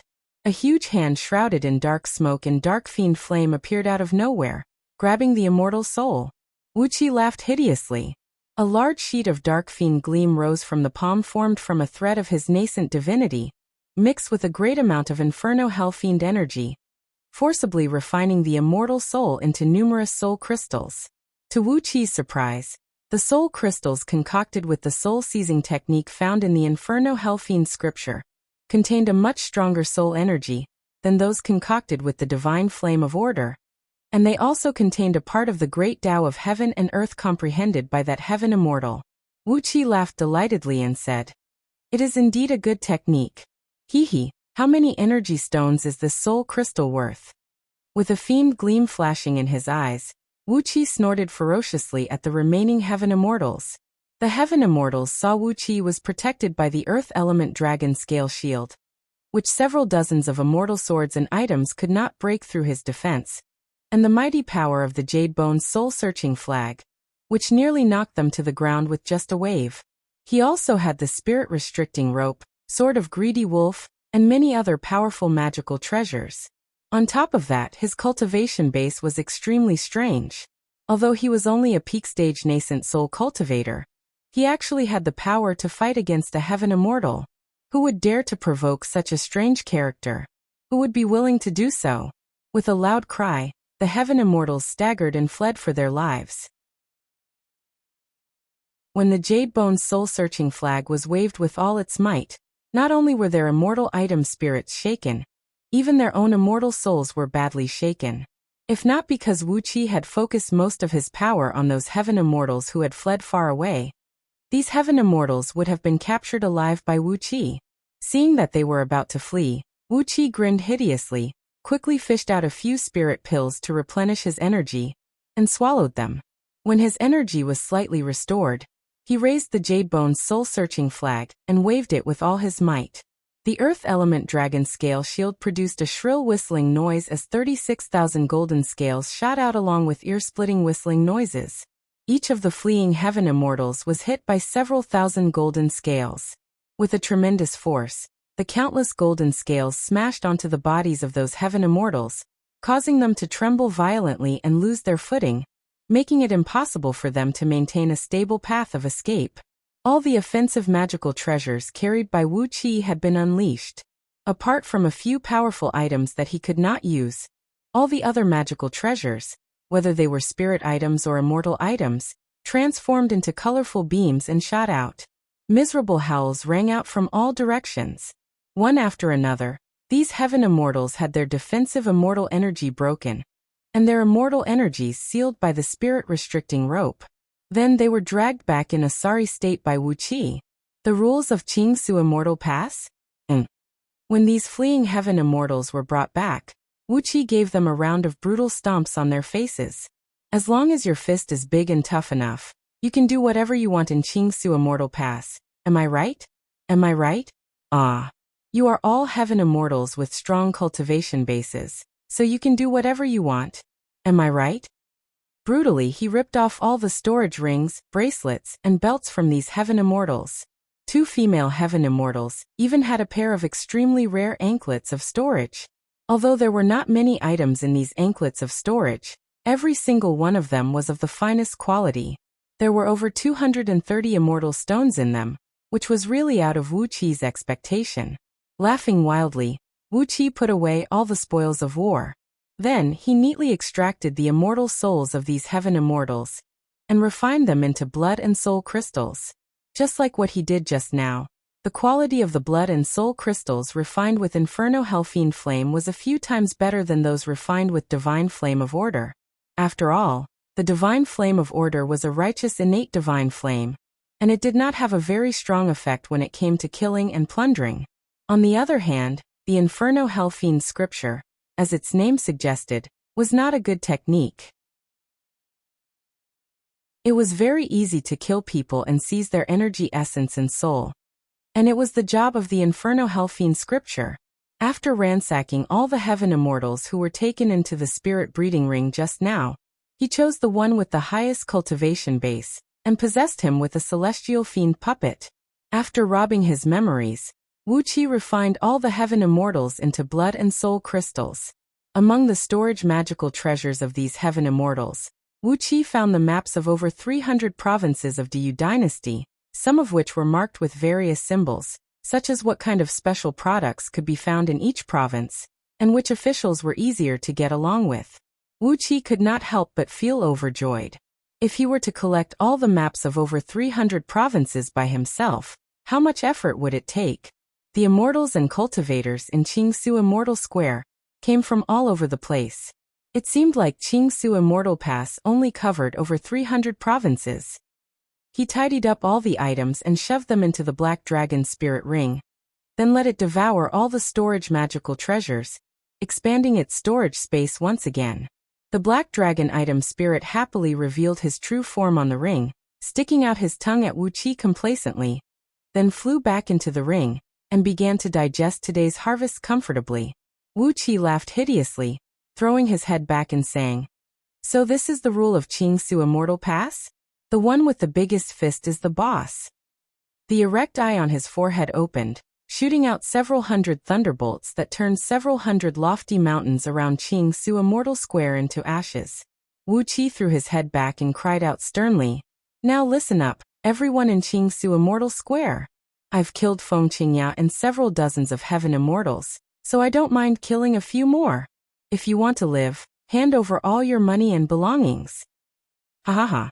Laughing wildly, Wuxia exercised the heavenly law's embodiment divine ability of the heavenly dragon transformation, growing his body to 100 feet tall. 2 streams of white smoke sprayed out of his nostrils as he extended both hands and grabbed towards Qingsu Immortal Square, which stretched for nearly 100 miles. A deafening rumble rang out as all the roof tiles of several tens of thousands of houses and buildings in Qingsu Immortal Square were lifted up into the sky, while some houses that were not as sturdy were directly lifted up into the sky, revealing countless cultivators and mortals who were dumbstruck. When Wuxia exercised the Jade Bone's soul-searching flag just now, he had carefully avoided any impact on the ground. Therefore, apart from some unlucky fellows, the rest of the people in Qingsu Immortal Square were safe and sound. They were just stunned by Wuqi's massacre just now. The surrounding lofty mountains were destroyed, and the rocks and dust from the collapsed mountains were slowly falling from the sky. Only when the rocks and dust hit the heads of those cultivators and mortals did they wake up. Countless cultivators and mortals dropped to their knees and bowed deeply to Wuxia before Chi-Chi. "Please spare our lives, Master Immortal. We are willing to offer you all our belongings, as long as you spare our lives, Immortal Master." Wuxia grinned coldly. All the shops in Qingsu Immortal Pass were backed by some immortal sect or formidable immortals. Since the rule of Qingsu Immortal Pass was based on violence, Wuxia did not mind giving them an eye for an eye and a tooth for a tooth. "Since you like robbing, I'll let you taste the feeling of being robbed together." With a cold snort, Wuxia spread his divine will in all directions, enveloping the entire Qingsu Immortal Pass. He shouted coldly, since that's the case, quickly hand over all your good stuff. Quick, quick, quick. Whoever dares to be negligent will be struck by my heavenly thunder." The erect eye on his forehead opened and shot out another lightning bolt. This time, Wuxia blew a tower in the center of Qingsu Immortal Square to pieces. Countless sword beams soared into the sky from all directions of the immortal market. As the shopkeepers of various shops walked toward Wuxia with their hands full of storage treasures, their faces ashen and trembling. Reverently, they presented the storage treasures to Wuxia, then quickly left on their flying swords. Enveloped by Wuqia's divine will, he knew every movement of all these people. Therefore, he was not afraid that these people would try to hide some treasures for themselves. He looted everything in the immortal square to his heart's content, and his wealth was increasing at a frightening rate. All of a sudden, a beam of Buddhist light came flying over from a far distance. "Merciful Buddha, Amitabha, fellow immortal, there is a fate between you and the Buddhist League." From a great distance, a deep and dignified voice could be heard coming from the Buddhist light. Chapter 456. Very quickly, the golden Buddhist light rushed before Wuxia. A sandalwood aroma wafted into his face, soothing and calming his mind. The aroma was simple and elegant, yet it did not disperse. It was as warm as a clear spring in the woods, and it made one feel a slight coolness from head to toe. It was a sandalwood of the finest grade, refined by the Dharma. Amidst the golden light, a monk, standing 12 feet tall and with fair skin, was seen putting his palms together and bowing to Wuxia with a smile. He was wearing a yellow kasaya, a pair of boots made of tiny pearls, and a Buddhist crown inlaid with jade on his head. Next to the monk stood a pair of young boys and girls, whose skin was as fair as snow, as if they were made from flour. Their hair was tied into tiny braids, and they were staring at Wuxia with their big, round eyes. "Merciful Buddha! Excellent, excellent!" The monk glanced at the mountainous pile of storage treasures before Wuxia with his big, watery eyes, then bowed and said smilingly, "Fellow Taoist, there is a fate between you and the Buddha. I'm Arhat Baosheng, a disciple of the 3 lotus thrones and 6 arms demon subduing great Bodhisattva, a disciple of the great solar will glorious Buddha of the great solar heavenly mirror. The moment I saw you, fellow Taoist, I knew that there is a fate between you and the Buddha. In this life, fellow Taoist will belong to the Buddha. Another fate between him and the Buddha." Wuxia felt a wave of annoyance in his heart. He smiled bitterly, pointed at the storage treasures and said mockingly, "Monk, I'll give you half of these treasures, and I'll no longer have any fate with the Buddha. What do you say?" Arhat Baosheng chuckled, then laughed almost instinctively and said, "Of course." But right after he said that, he immediately realized that something was wrong. Under Wuqia's mocking gaze, the monk's fair and clean face did not even blush. Instead, he smiled pleasantly and said, "Fellow Taoist, why are you teasing me? There is a fate between you and the Buddha. How can it be changed by mere external objects?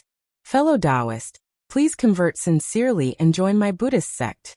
Then you'll be able to enjoy boundless scenery and boundless happiness. Wouldn't it be better than struggling bitterly in the mortal world?" After a brief moment of silence, under Arhat Baosheng's widened gaze, Wuxia slowly put away all the storage treasures in front of him. Smilingly, he turned to Arhat Baosheng and asked, "May I ask how many Buddhas are there in Buddhism League? You keep saying that Buddha is merciful, but how many Buddhas do you worship?" An Arhat was equivalent to a heaven immortal, a Bodhisattva was equivalent to a golden immortal, and a Buddha was equivalent to a primordial immortal. In all the heavenly realms, the number of famous and top-notch primordial immortals could be counted with 2 hands. Wuxia was very curious about how many Buddhas and experts of the realm of primordial immortals there were in the Buddhist League. Arhat Baosheng smiled faintly and continued to spout nonsense without pausing. Buddhism League is vast and full of profound mysteries. There are billions of heavenly realms in the universe, and each of them is guarded by a Buddha. This is the reason why there is a saying in the 8 for billion heavens in the universe, the face of Buddha can be seen in all the heavens. Wuxia stared coldly at Arhat Baosheng. This was a monk who talked nonsense. Wuxia laughed mockingly and said, 8 for billion heavenly realms? There are so many heavenly realms? And each heavenly realm is guarded by a Buddha? Doesn't that mean there are 8 billion primordial immortals in the Buddhist League? Monk, you really know how to spout nonsense. Putting on a straight face, Arhat Baosheng said solemnly, I'm not spouting nonsense. I'm afraid fellow Taoist has never left Pangu continent in your life, so you have no idea about the magnificent scenery of Buddhism League in outer heavenly realms. There are 8 billion heavenly realms, and each of them is guarded by a Buddha. If fellow Taoist follows me to the great solar heavenly mirror, you can ask any Buddhist disciple, and you will get the same answer. Wu Qi shook his head, and did not want to waste any more time on the monk. Every heavenly realm was guarded by a Buddha? At least, in the over 10,000 heavenly realms under Yuhua Heavenly Realm, he had never heard of a single Buddha. And in the region controlled by Yuhua Heavenly Realm, there was not even a single Bodhisattva. However, he heard that there were 3 to 5 Arhat realm Buddhist cultivators. Arhat Baosheng's words could not be trusted. With a cold snort, Wu Qi put away the last storage bracelet, then turned to the cultivators in Qingsu Immortal Square and snapped. That's enough. I won't go too far today, and I won't really rob you of everything you have. Remember, in the future, the world is a vast place, and there are countless capable and extraordinary cultivators. It is not a place where you can do whatever you want. With a flick of his sleeve, without giving Arhat Baosheng another look, Wu Qi spun and flew towards the great hall where he registered his identity and received his identity certificate. There was only one voice-transmitting formation in Qingsu Immortal Pass that could communicate with outer heavenly realms in real time, and it was located in that great hall. It was built by the officials of Yu Dynasty, and was specially used by immortals, cultivators, and sects from outer heavenly realms to send messages. Of course, the cost of using the voice-transmitting formation was very high, as it consumed the energy of several hundred upper-grade energy stones for just the time it took to finish a pot of tea. On the other hand, the officials had always charged around 1,000 upper-grade energy stones, which was a profiteering method. However, the cost of creating a voice-transmitting formation that could communicate with outer heavenly realms in real time was enormous, and the core of the formation required a dark-tuned divine stone, which was thousands of times more precious than spatial breaching spirit gold. Ordinary immortal sects could not afford to create such a thing, so no matter how high the fee was, they could not do anything about it. Wu Qi left on a cloud without giving Arhat Baosheng another look. Arhat Baosheng's face darkened as he cried out furiously, Don't you think you are being too rude, fellow Taoist? With a move of his right arm, Arhat Baosheng's arm suddenly grew to about 2 miles long. Like a flexible rubber snake, it shrouded a large sheet of golden light as it grabbed towards Wu Qi's shoulder. Specks of golden light shot out of Arhat Baosheng's fingers, while swastikas could be vaguely seen on his fingertips. The palm strike carried a force of over 10 million kilograms, and together with Arhat Baosheng's restrictive divine ability, it was more than enough to imprison an ordinary heaven immortal. But Wu Qi was not an ordinary heaven immortal. With a shake of his body, he began to teleport within a small area. Every time he teleported, he would only move a distance of 30 to 50 feet. Then, a series of ear-piercing whistles kept ringing out, and the space within 1,000 feet was filled with Wu Qi's flashing and blinking. Arhat Baosheng grabbed 3 times in a row, but failed to touch Wu Qi's body. He could not help but fly into a rage. He roared, You're going too far. Fellow Taoist, since you don't know what's good for you, don't blame me for being merciless and wiping out your evil fiend league. Taking a deep breath, Arhat Baosheng suddenly roared like a lion. How dare you rob Qingsu Immortal Pass? Do you still have any respect for your fellow Taoists in the Yu Dynasty? After putting the blame on Wu Qi, Arhat Baosheng glared at him. A green cloud rose from the top of his head, from which came 3 fist-sized relics, rolling and wheeling above him. Beneath each relic was a lotus throne that was emitting a large sheet of green light, resonating with the boundless glow emanating from the relic. As soon as the relic appeared, a golden flame burst out from Arhat Baosheng's body, surrounded by the Buddhist light. He looked like the legendary Vajra who could subdue all evil. His imposing manner made countless cultivators and mortals below him not dare to raise their heads, and they all dropped to their knees and bowed their heads deeply. With a wave of his right hand, a Vajra wheel appeared in his palm, shrouded in a crimson flame. With a loud cry, the monk was about to throw the wheel out. Right when the monk was about to strike, Wuxia spun and lazily crooked his finger at the monk and said, "Monk, we are fated to meet today. I'm going to rob the Great Hall of Qingsu Immortal Pass, and rob them of all the energy stones they have accumulated over the years. If you are interested, then come with me. If not, then forget it." Arhat Baosheng stopped abruptly, and the Buddhist light shrouding him vanished as well, revealing his dignified and solemn face, which was devoid of any evil aura.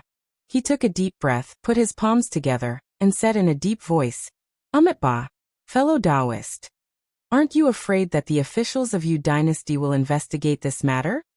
Wuxia breathed out a long sigh, spread his arms lazily, and said with a wry smile, "I've killed Feng Qingya, and killed over 30 heaven immortals." Arhat Baosheng's eyeballs nearly popped out as he cried out in shock. "You killed Feng Qingya? And killed those cow-noses who stayed in Qingsu Immortal Square all year round? No wonder none of them showed up when I was fighting today. How should we split it? How about we split it 50-50? Shaking his head, Wuxia stared coldly at Arhat Baosheng and said with a smile, 50-50? What a wishful thinking you have. 370, you take 30%, and I'll take 70%. Arhat Baosheng hesitated for a long while, then clenched his teeth and said while shaking his head, "At least 60-40. Otherwise, I'll be bringing shame to the Buddhist League." After a moment of silence, Wuxia nodded slowly and said, "So be it. Monk, you want a share for no reason, and you have to be the vanguard. I still want the voice-transmitting formation in there. I'll sneak in and find it first, while you attack from the outside." With such a great prophet in front of him, how could Arhat Baosheng care so much? Feng Qingya was dead, and so were the over 30 heaven immortals who stayed in Qingsu Immortal Square all year round. Therefore, Arhat Baosheng no longer had any scruples. Elated, he agreed to Wuqia's request, and immediately addressed Wuxia as his brother, as if they were a pair of sworn brothers who had known each other for countless eons. Grinning coldly, Wuxia rode a cloud and flew hastily towards the Great Hall of Garrison of Qingsu Immortal Pass. As it was quite a distance away, the Great Hall of Garrison of Qingsu Immortal Pass did not know what had happened in Qingsu Immortal Square. Cultivators were still coming from outside, and were being led into the hall by those officials of Yu Dynasty to get their identity certificates processed. Wuxia pressed down on the cloud and walked straight towards the West Hall of Garrison, where the voice-transmitting formation was deployed. A few armored soldiers stopped Wuxia, and one of them cried out sternly, "What are you doing here?" Pointing a finger at the West Hall, Wuxia said coolly, "I'm here to send some news to the outer heavenly realms with the voice-transmitting formation." The man rolled his eyes as he gave Wuxia a glance, who was clad in a plain outfit. Grinning coldly, he said, "You want to use the voice-transmitting formation with your appearance? Do you have enough energy stones? Without at least 1,000 upper-grade energy stones, don't even think about taking a step near the formation." Wuxia shook his head. He glanced to the left and right, then casually waved his left sleeve and unleashed a sheet of raging flame that soared into the sky. A few men who blocked his way were burned to a crisp by the flame. Dozens of charred body parts flew far away and fell to the ground in disorder. All the soldiers and officials in the vicinity roared at the same time. Those who did not have the strength to fight retreated quickly, while those who had the courage to charge at Wuxia with their blades and spears. But before they could get close to Wuxia, a huge Vajra evil subduing ring hovered above his head, emanating a golden Buddhist light, and wrapping around the several dozens of palaces in the Great Hall of Garrison that occupied several hundred acres of land. Hovering midair, Arhat Baosheng, whose face was wrapped in a thick piece of black cloth and had a shifty-eyed face, bellowed furiously, "Ayaya! Listen up, all of you. Hand over the wealth of the people that you thieves have plundered over the years. If anyone dares to say no, I, the Buddha, have a sharp blade in my hand, and I'll kill them all." Wuxia nearly fell to the ground. It seemed that Arhat Baosheng was very familiar with the terms used in robbing people. A deafening bugle rang out, as large groups of soldiers rushed out from all the palaces.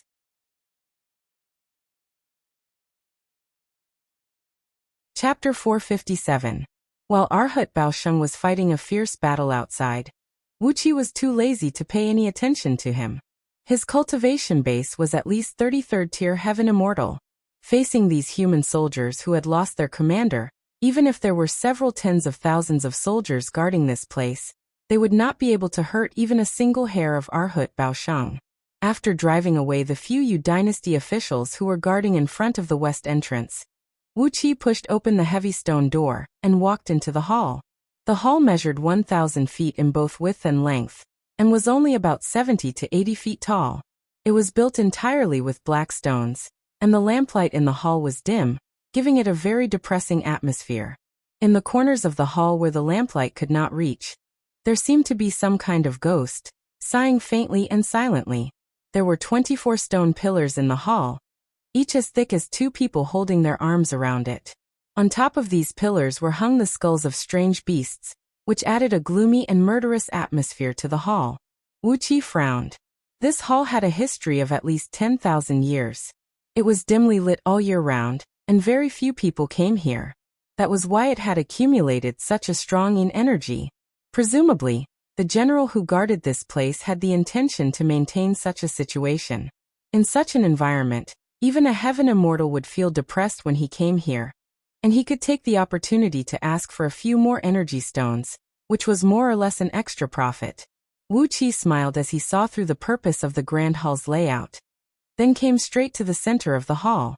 Four white jade pillars, each as thick as a water tank, stood towering in the center of the hall. They were about 50 feet apart from each other, forming a square space. Nearly 1,000 upper-grade energy stones were inlaid on the jade pillars, and golden runes were densely arranged on them. Wuxia scanned through these golden runes with his divine will. Each rune was smelted using a few rare and precious materials, and had an excellent effect of guiding energy and resisting the pressure of space. For prismatic crystals were hovering in the air in the center of the jade pillars. They were pale green in color, glinting faintly and brightly, illuminating the small space. In the center of the four crystals was a strange stone, about the size of a human head. It seemed colorless, but if one were to look closely, it seemed to contain countless colorful lights and shadows, and vaguely, strange noises could be heard coming out from it. Profound sound divine stone. Wuxia smiled. This piece of dark music god stone was worth tens of thousands of celestial stones. This type of dark tune divine stone was extremely rare. Even in the scroll of stealing, there were only 13 extremely dangerous places that could produce dark tune divine stone. It was fine if it was just dangerous. Naturally, there were powerful beings who could easily enter those dangerous places to mine the mystic sound divine stone. The problem was that the mystic sound divine stone required extremely harsh conditions, and an extremely long period of time to be nurtured by the power of heaven and earth. This was something that not even the most powerful beings could pull up seedlings to help them grow. The so-called market value of tens of thousands of immortal stones was only the so-called market price. On the other hand, which power that truly obtained a piece of profound sound divine stone would be willing to exchange it for immortal stones? It was best to have such a strategic resource in hand. After carefully examining the complicated array map drawn on the floor of the Great Hall, Wuxia exercised his mystic eyes of universe. After confirming that the array map had only drawn a layer on the surface of the floor, and did not go deep into the ground, Wuxia felt relieved and nodded. Since that was the case, he could take away the entire voice-transmitting formation. Apart from the dark tune divine stone in the center, the four sky crystals surrounding it were also valuable items, and the four jade pillars carved from the spirit-suppressing dark jade were even more valuable. The total cost of building this voice-transmitting formation was more than 100,000 immortal stones. After spending so much time swindling people and kidnapping people, the total number of immortal stones in Wuxia's hands was less than 1,000. Glancing around, Wuxia waved his hand and sprinkled out a large number of primordial runes. The primordial runes condensed from his energy flickered in the air for a while, then merged with the surrounding void and laid out several dozens of invisible soundproofing restrictive spells. The air had also begun to twist slightly. When outsiders looked at this place, unless they had cultivated a magical ability like the mystic eyes of universe, There was no way they could see Wu Qi's figure clearly. Quickly activating the voice-transmitting formation, the 4 sky crystals burst out with a strong light, agitating the dark-tuned divine stone, and emitting a strange sound. Wu Qi pressed his right hand on a sky crystal, and quickly used his divine sense to communicate with the formation runes inscribed in the sky crystal, transmitting a strange energy fluctuation frequency into it. The dark-tuned divine stone let out a soft buzzing sound, and the surrounding spirit-suppressing dark jade pillars burst out with an intense light. A huge amount of spiritual energy was extracted from the upper-grade spirit stones and continuously injected into the formation underground. In an instant, an extremely small gap was torn open in the void. Following the energy fluctuation frequency that Wu Qi had transmitted into it, the voice-transmitting formation set up at the core of the Green City Mountain Gate in the extremely distant Xianyang Heavenly Realm was activated. A white mist rose from the voice-transmitting formation, and a hazy figure of a white-bearded Taoist appeared in the white mist. "What's the matter?" the white-bearded Taoist asked quickly and hastily. The voice-transmitting formation consumed a huge amount of energy, as just a few words would cost several hundred upper-grade energy stones. Even though all the immortal sects were wealthy and powerful, such a consumption was still extremely painful. Therefore, all the executing disciples of the immortal sects who controlled the voice-transmitting formation had learned how to transmit the largest amount of information with the simplest words. "It's an important matter, Reverend Liang." Wu Qi answered the Taoist's question with a few simple words. "Shut down the formation, Reverend Liang," said the Taoist immediately. The voice-transmitting formation dimmed abruptly, and a crisp explosion was heard coming from the spirit-suppressing dark jade pillars behind him. During the short exchange between Wu Qi and the white-bearded Taoist, an upper-grade energy stone had completely depleted all its energy and exploded. Wu Qi could not help but twitch his lips. Sure enough, the voice-transmitting formation was a huge consumer of energy stones. How could ordinary small clans afford it? It was no wonder that Yuanhua sect did not deploy a voice-transmitting formation like this. They simply did not have the capital to use such a luxurious item. Of course, Yuanhua sect did not have the capital to build a voice-transmitting formation either. About 10 breaths of time later, the voice-transmitting formation lit up once again, and a middle-aged Taoist appeared amidst the white mist above it. The Taoist had an elegant and handsome appearance, and when Wu Qi laid his eyes on him, he actually had a misconception that he was the most gorgeous man among all the beauties. The Taoist was simply too good-looking. Not only did he have the face of a handsome man, each of his eyebrows, each strand of his hair, every frown and every smile, were perfect. There was nothing that one could find fault with. Even the wisp of beard on his chin did not make him look old, but added a sense of grace and steadiness to him. As for the wisp of beard, Wu Qi gave it a quick glance. Every single strand of beard was dark and shiny, without any blemish. "Junior Greed offers greetings, Senior." Wu Qi cupped his fist and bowed deeply to Reverend Liang. "What is it? Tell me quickly."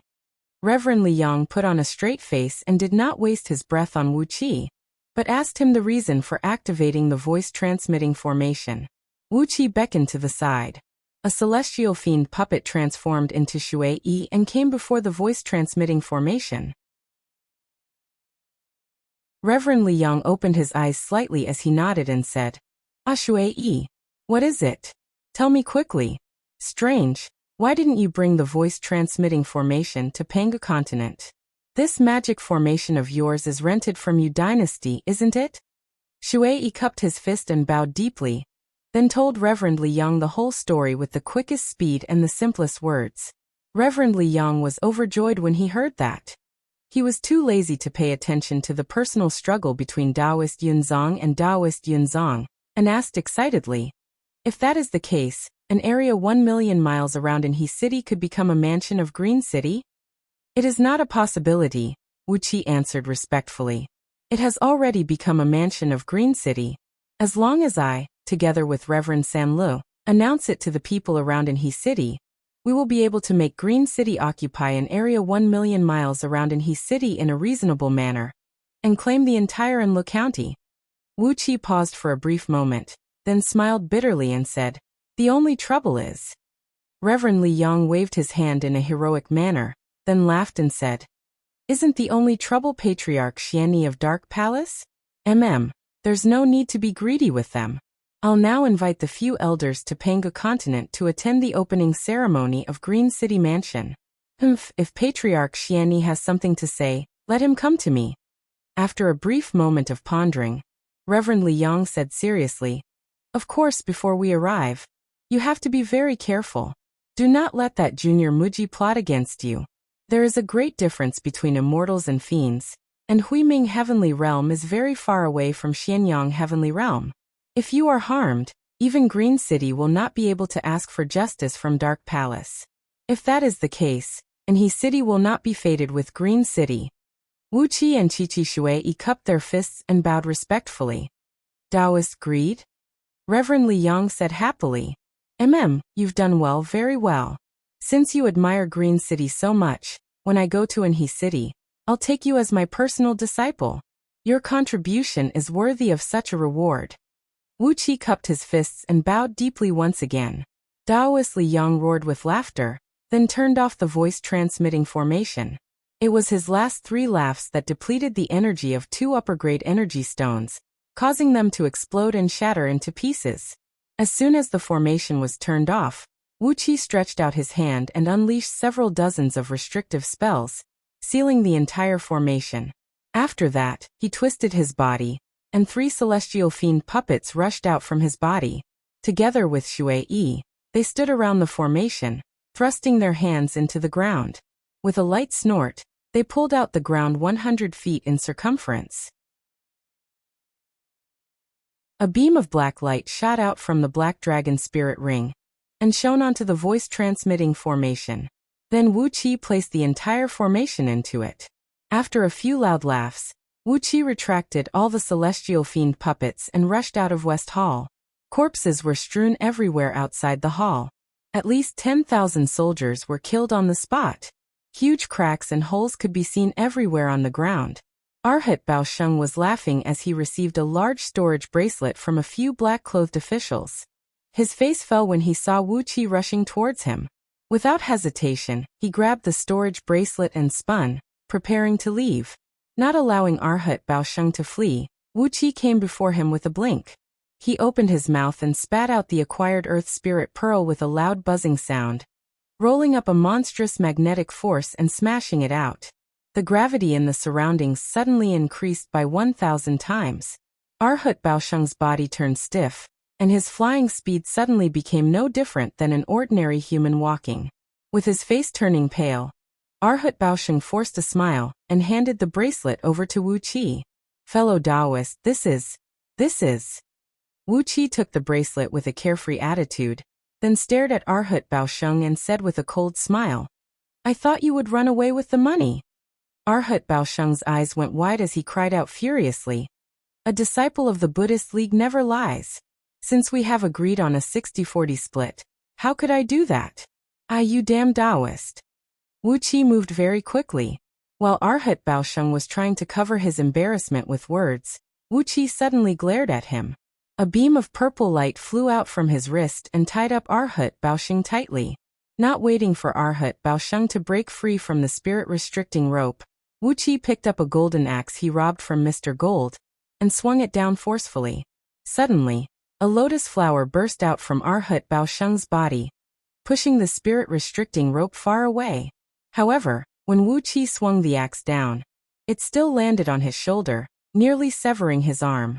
Wuqi snorted coldly. With a wave of his right hand, he tore the black cloth covering Arhat Baosheng's face, then spun and left. Arhat Baosheng stamped his feet and cursed furiously, while Wuqi burst out laughing from a distance. "I am Arhat Baosheng, the disciple of the 3 lotus thrones and 6 arms demon subduing great Bodhisattva. A disciple of the Great Solar will brilliant Buddha of the Great Solar Heavenly Mirror."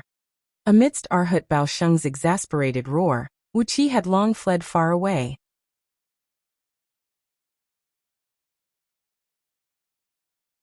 Chapter 458. After tricking Arhat Baosheng before leaving, Wuqi was laughing all the way. As for whether Arhat Baosheng would kill him or flee after hearing the news, It was none of his business. As Wuxia had shouted with all his strength, all the several million people inside and outside of Qingsu Immortal Pass had heard him. How could Arhat Baosheng kill so many people in Qingsu Immortal Pass?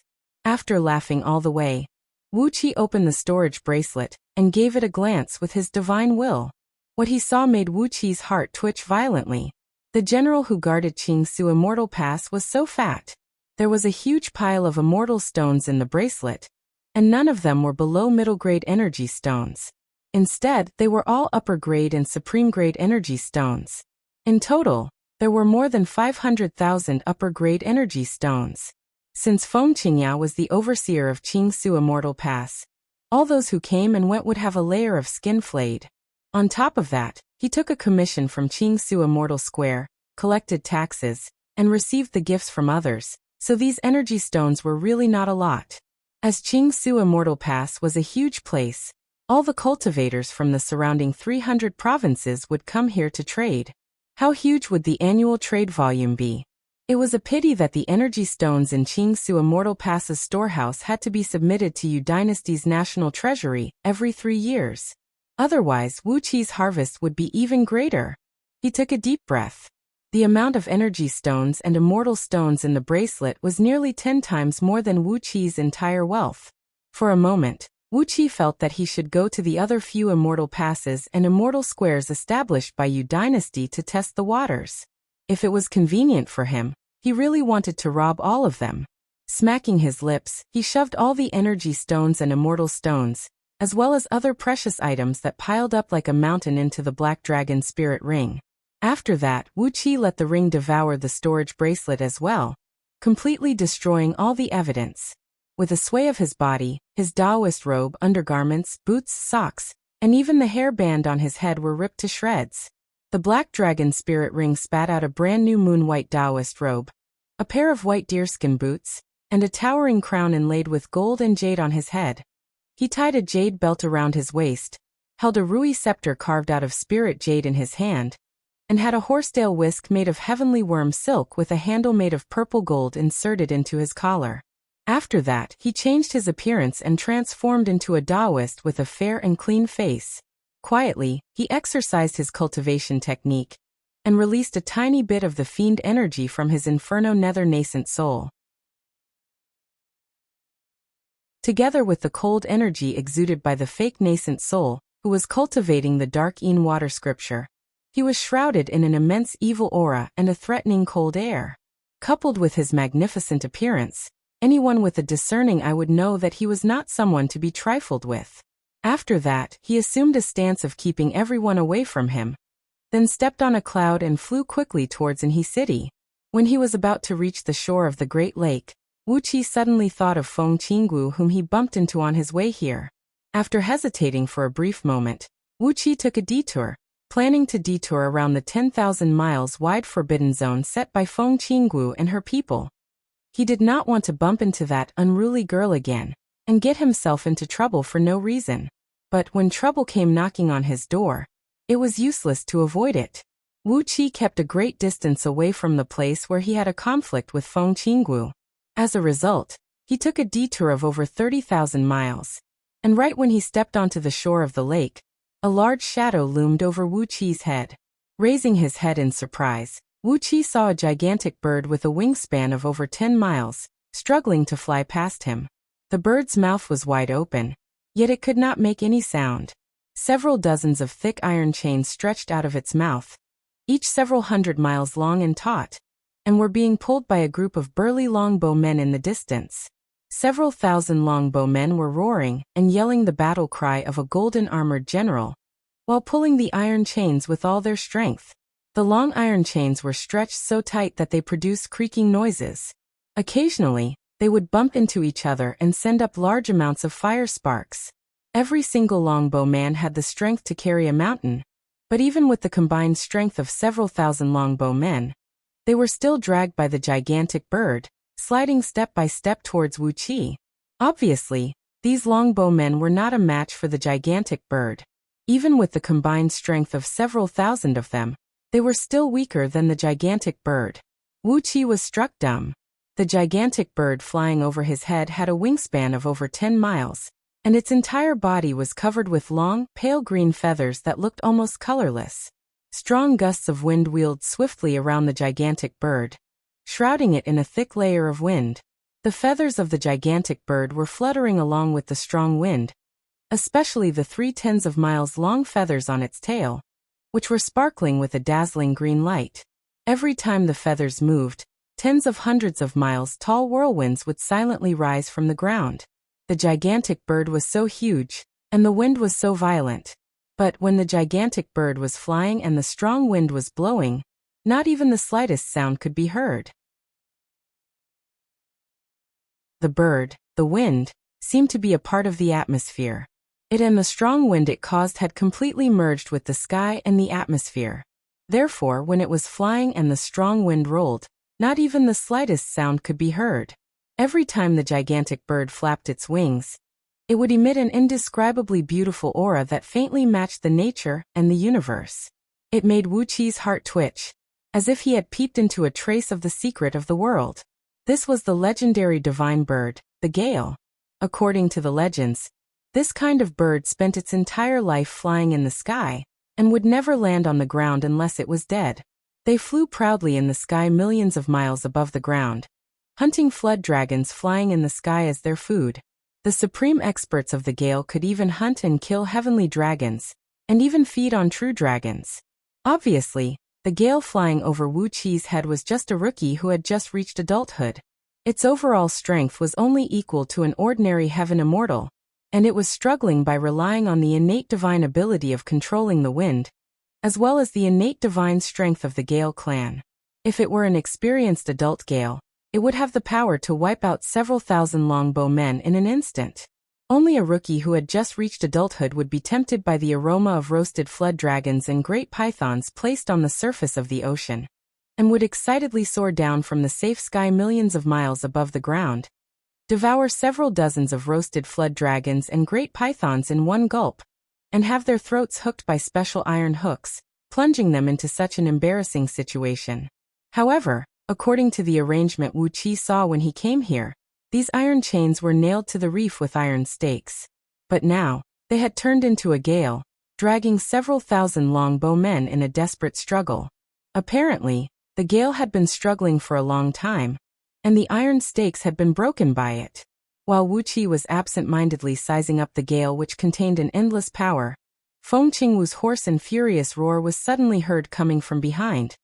"Daoist, stop this beast, and I'll reward you handsomely. As long as you cooperate with us and capture this gale alive, Prefecture Overseer will definitely reward you with endless benefits."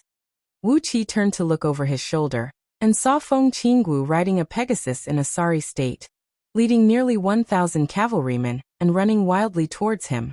Her armor was torn and tattered, exposing large patches of snow-white skin in many places, and some had deep wounds that kept oozing out blood. Her left arm hung loosely at her side, and judging from the way it was swaying, it must have been broken at the shoulder. The cavalrymen behind Feng Qingwu were in an even worse state. Many of them were missing noses and eyes, and their bodies were covered in blood. They looked as miserable as one could imagine. At first glance, this group of cavalrymen was exactly what Wuxi described as a defeated army. Perhaps it was because Wuxi did not follow Feng Qingwu's order to stop the gale immediately. Feng Qingwu's face twisted ferociously as she cried out, "You bastard! Do you want to die, you Taoist? Quickly stop the gale, or else I'll cut you into 1,000 pieces and wipe out your entire sect." This line again? Wuxi shook his head.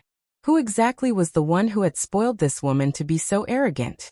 However, Wuxi was too lazy to argue with this woman. He rode a cloud and flew several hundred feet up into the sky, then threw out a lower-grade magical flying sword lazily.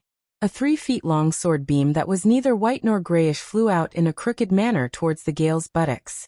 But when the sword beam was still 3 to 5 miles away from the gale, it was blown away by a strong gust of wind. Amidst the strong gust, countless wind blades twisted and turned the flying sword Wuxi threw out into a dozen pieces of scrap metal, falling to the ground. Biting his own lip, Wuxi cried out, "What a powerful bird!" Then he opened his mouth and coughed out a mouthful of blood. Wuqi retracted the cloud and fell to the ground, trembling and unable to get up for a long time. All Wuqi wanted to do was to put on an act and fool Feng Qinggu. He did not want to be involved in this mess. He did not have any friendship with the Gale, and he had a grudge with Feng Qinggu, so he just wanted to stay out of it. Therefore he fell to the ground, crying and wailing, holding his buttocks and twisting his body like a wounded caterpillar. Feng Qinggu rode up to him, staring fixedly at the Gale. She did not even look at Wuqi as she scolded in a low voice, "Useless trash." With a loud shout, Feng Qinggu pulled out a javelin from a leather quiver hanging next to the saddle, then casually threw it towards Wuqi's chest. Wuqi was struck dumb. Why did this woman want to kill him? At least, he had shot out a flying sword just now, which had helped her a little in terms of face. But how could she kill him just like that? Frowning, Wuqi twisted his body and slid over 10 feet away like a swimming fish, dodging the javelin just in time. The javelin, which was made of metal, was heavily shot down, and was inserted into the solid rock ground more than a foot deep. Feng Qinggu turned to look at Wuqi with a surprised expression, then said with a cold grin, "You do have some abilities. But how dare you dodge my attack?" Pointing a finger at Wuqi, Feng Qinggu cried out coldly, "A few of you go and kill this trash. Search his soul and find the location of his sect. After that, kill every single member of his sect." The few cavalrymen brought here by Feng Qinggu answered, then rode towards Wuqi. They pulled out their heavy battle axes and swords and swung them down forcefully towards Wuqi. Shrill whistles of wind breaking echoed out as a dozen of axes and swords thrust whistling through the air, shooting straight towards Wuqi's vital parts. Wuqi flew into a rage and snapped, "Crazy woman, is your brain filled with water? Lao Tzu was helping you to kill this bird just now." With a teleportation, Wuqi evaded the few cavalrymen's attack, then came next to Feng Qinggu with a flash.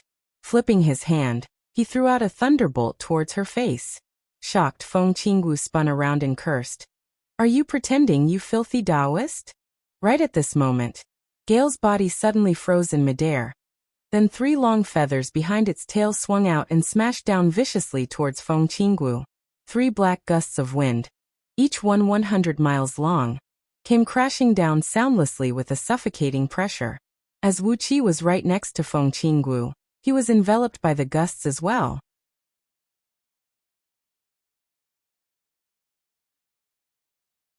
Chapter 459.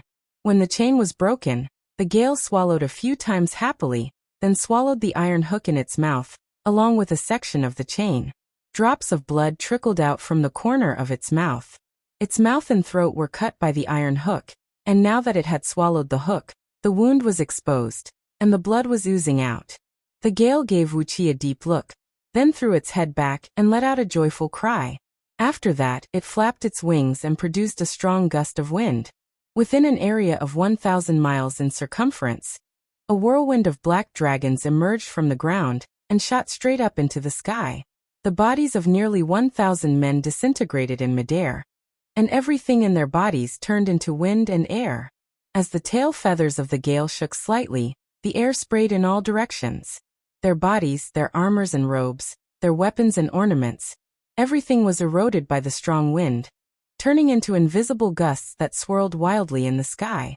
The Tiger Fang spear was 16 feet long, as thick as a bowl, and its tiger-shaped spearhead was 3 feet and 6 inches long. It brought up a strong gust of wind, roaring like a ferocious tiger as it pierced through the air with a large sheet of golden gleam. When the tip of the spear was still 70 to 80 feet away from Wuqi, the spear intent had already ripped Wuqi's Taoist robe, exposing a large patch of skin and flesh. The black dragon's eyes lit up slightly. He gave Wuqi a glance, then the corner of his huge mouth curved up into a bizarre smile. 9 tinkling noises rang out, followed by a deep, muffled ring of a bronze bell. A dark cloud drifted over from the north in a seemingly slow and light manner. On top of the cloud was a heaven dragon, about 8 miles long, with the cultivation base of a 28th tier heaven immortal. Between the 2 dragon horns on the head of the black dragon was a heavy, ancient-looking, square-shaped hall built with huge black stones. 18 black stone pillars were erected at the entrance of the hall.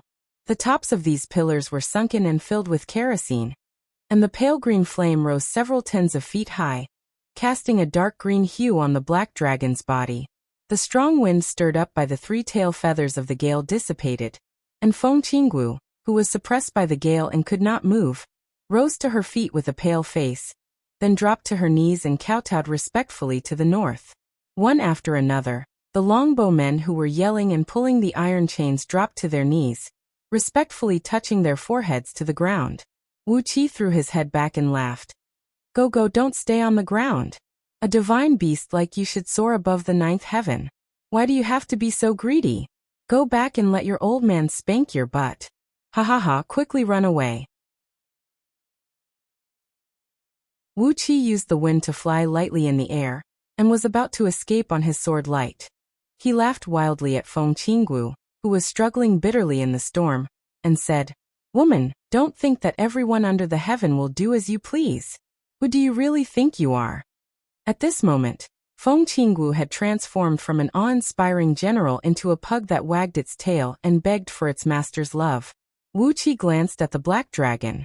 This big fellow could tell that Wuxia had cultivated the dragon transformation script. Any living beings who possessed the bloodline of dragons and cultivated the dragon transformation script would emanate an aura that only pure-blooded dragons could sense. Wuxia did not deliberately restrain the aura, and that was why the black dragon had discovered the secret of Wuxia's body. What kind of frightening power was this? Wuxia's eyes shone brightly, and a dense fiend energy burst out from all over his body, transforming into a dark wall that shielded him within. Strong dark green winds kept blowing soundlessly around him, silently but determinately attacking the inferno hell wind unleashed by Wuxia. However, the fiend energy contained a more brutal, corrosive and devouring power than the wind. The wind was gradually melted away, while the fiend energy began to struggle after devouring the wind. Young master, why did you come here in person? Feng Qingwu's voice had turned sweet, as if there was a piece of royal jelly in her throat. The sweetness gave Wuxia goosebumps, and the flattering, and servile tone in her voice was full of flattery, and servility. Wuxia had a feeling that she only lacked a tail. As long as she had a tail, she would definitely try her best to wave it like a fan. Feng Qingwu's body was trembling slightly. She raised her head and gave Wuxia a flattering smile. At that moment, Wuxia even thought he was hallucinating.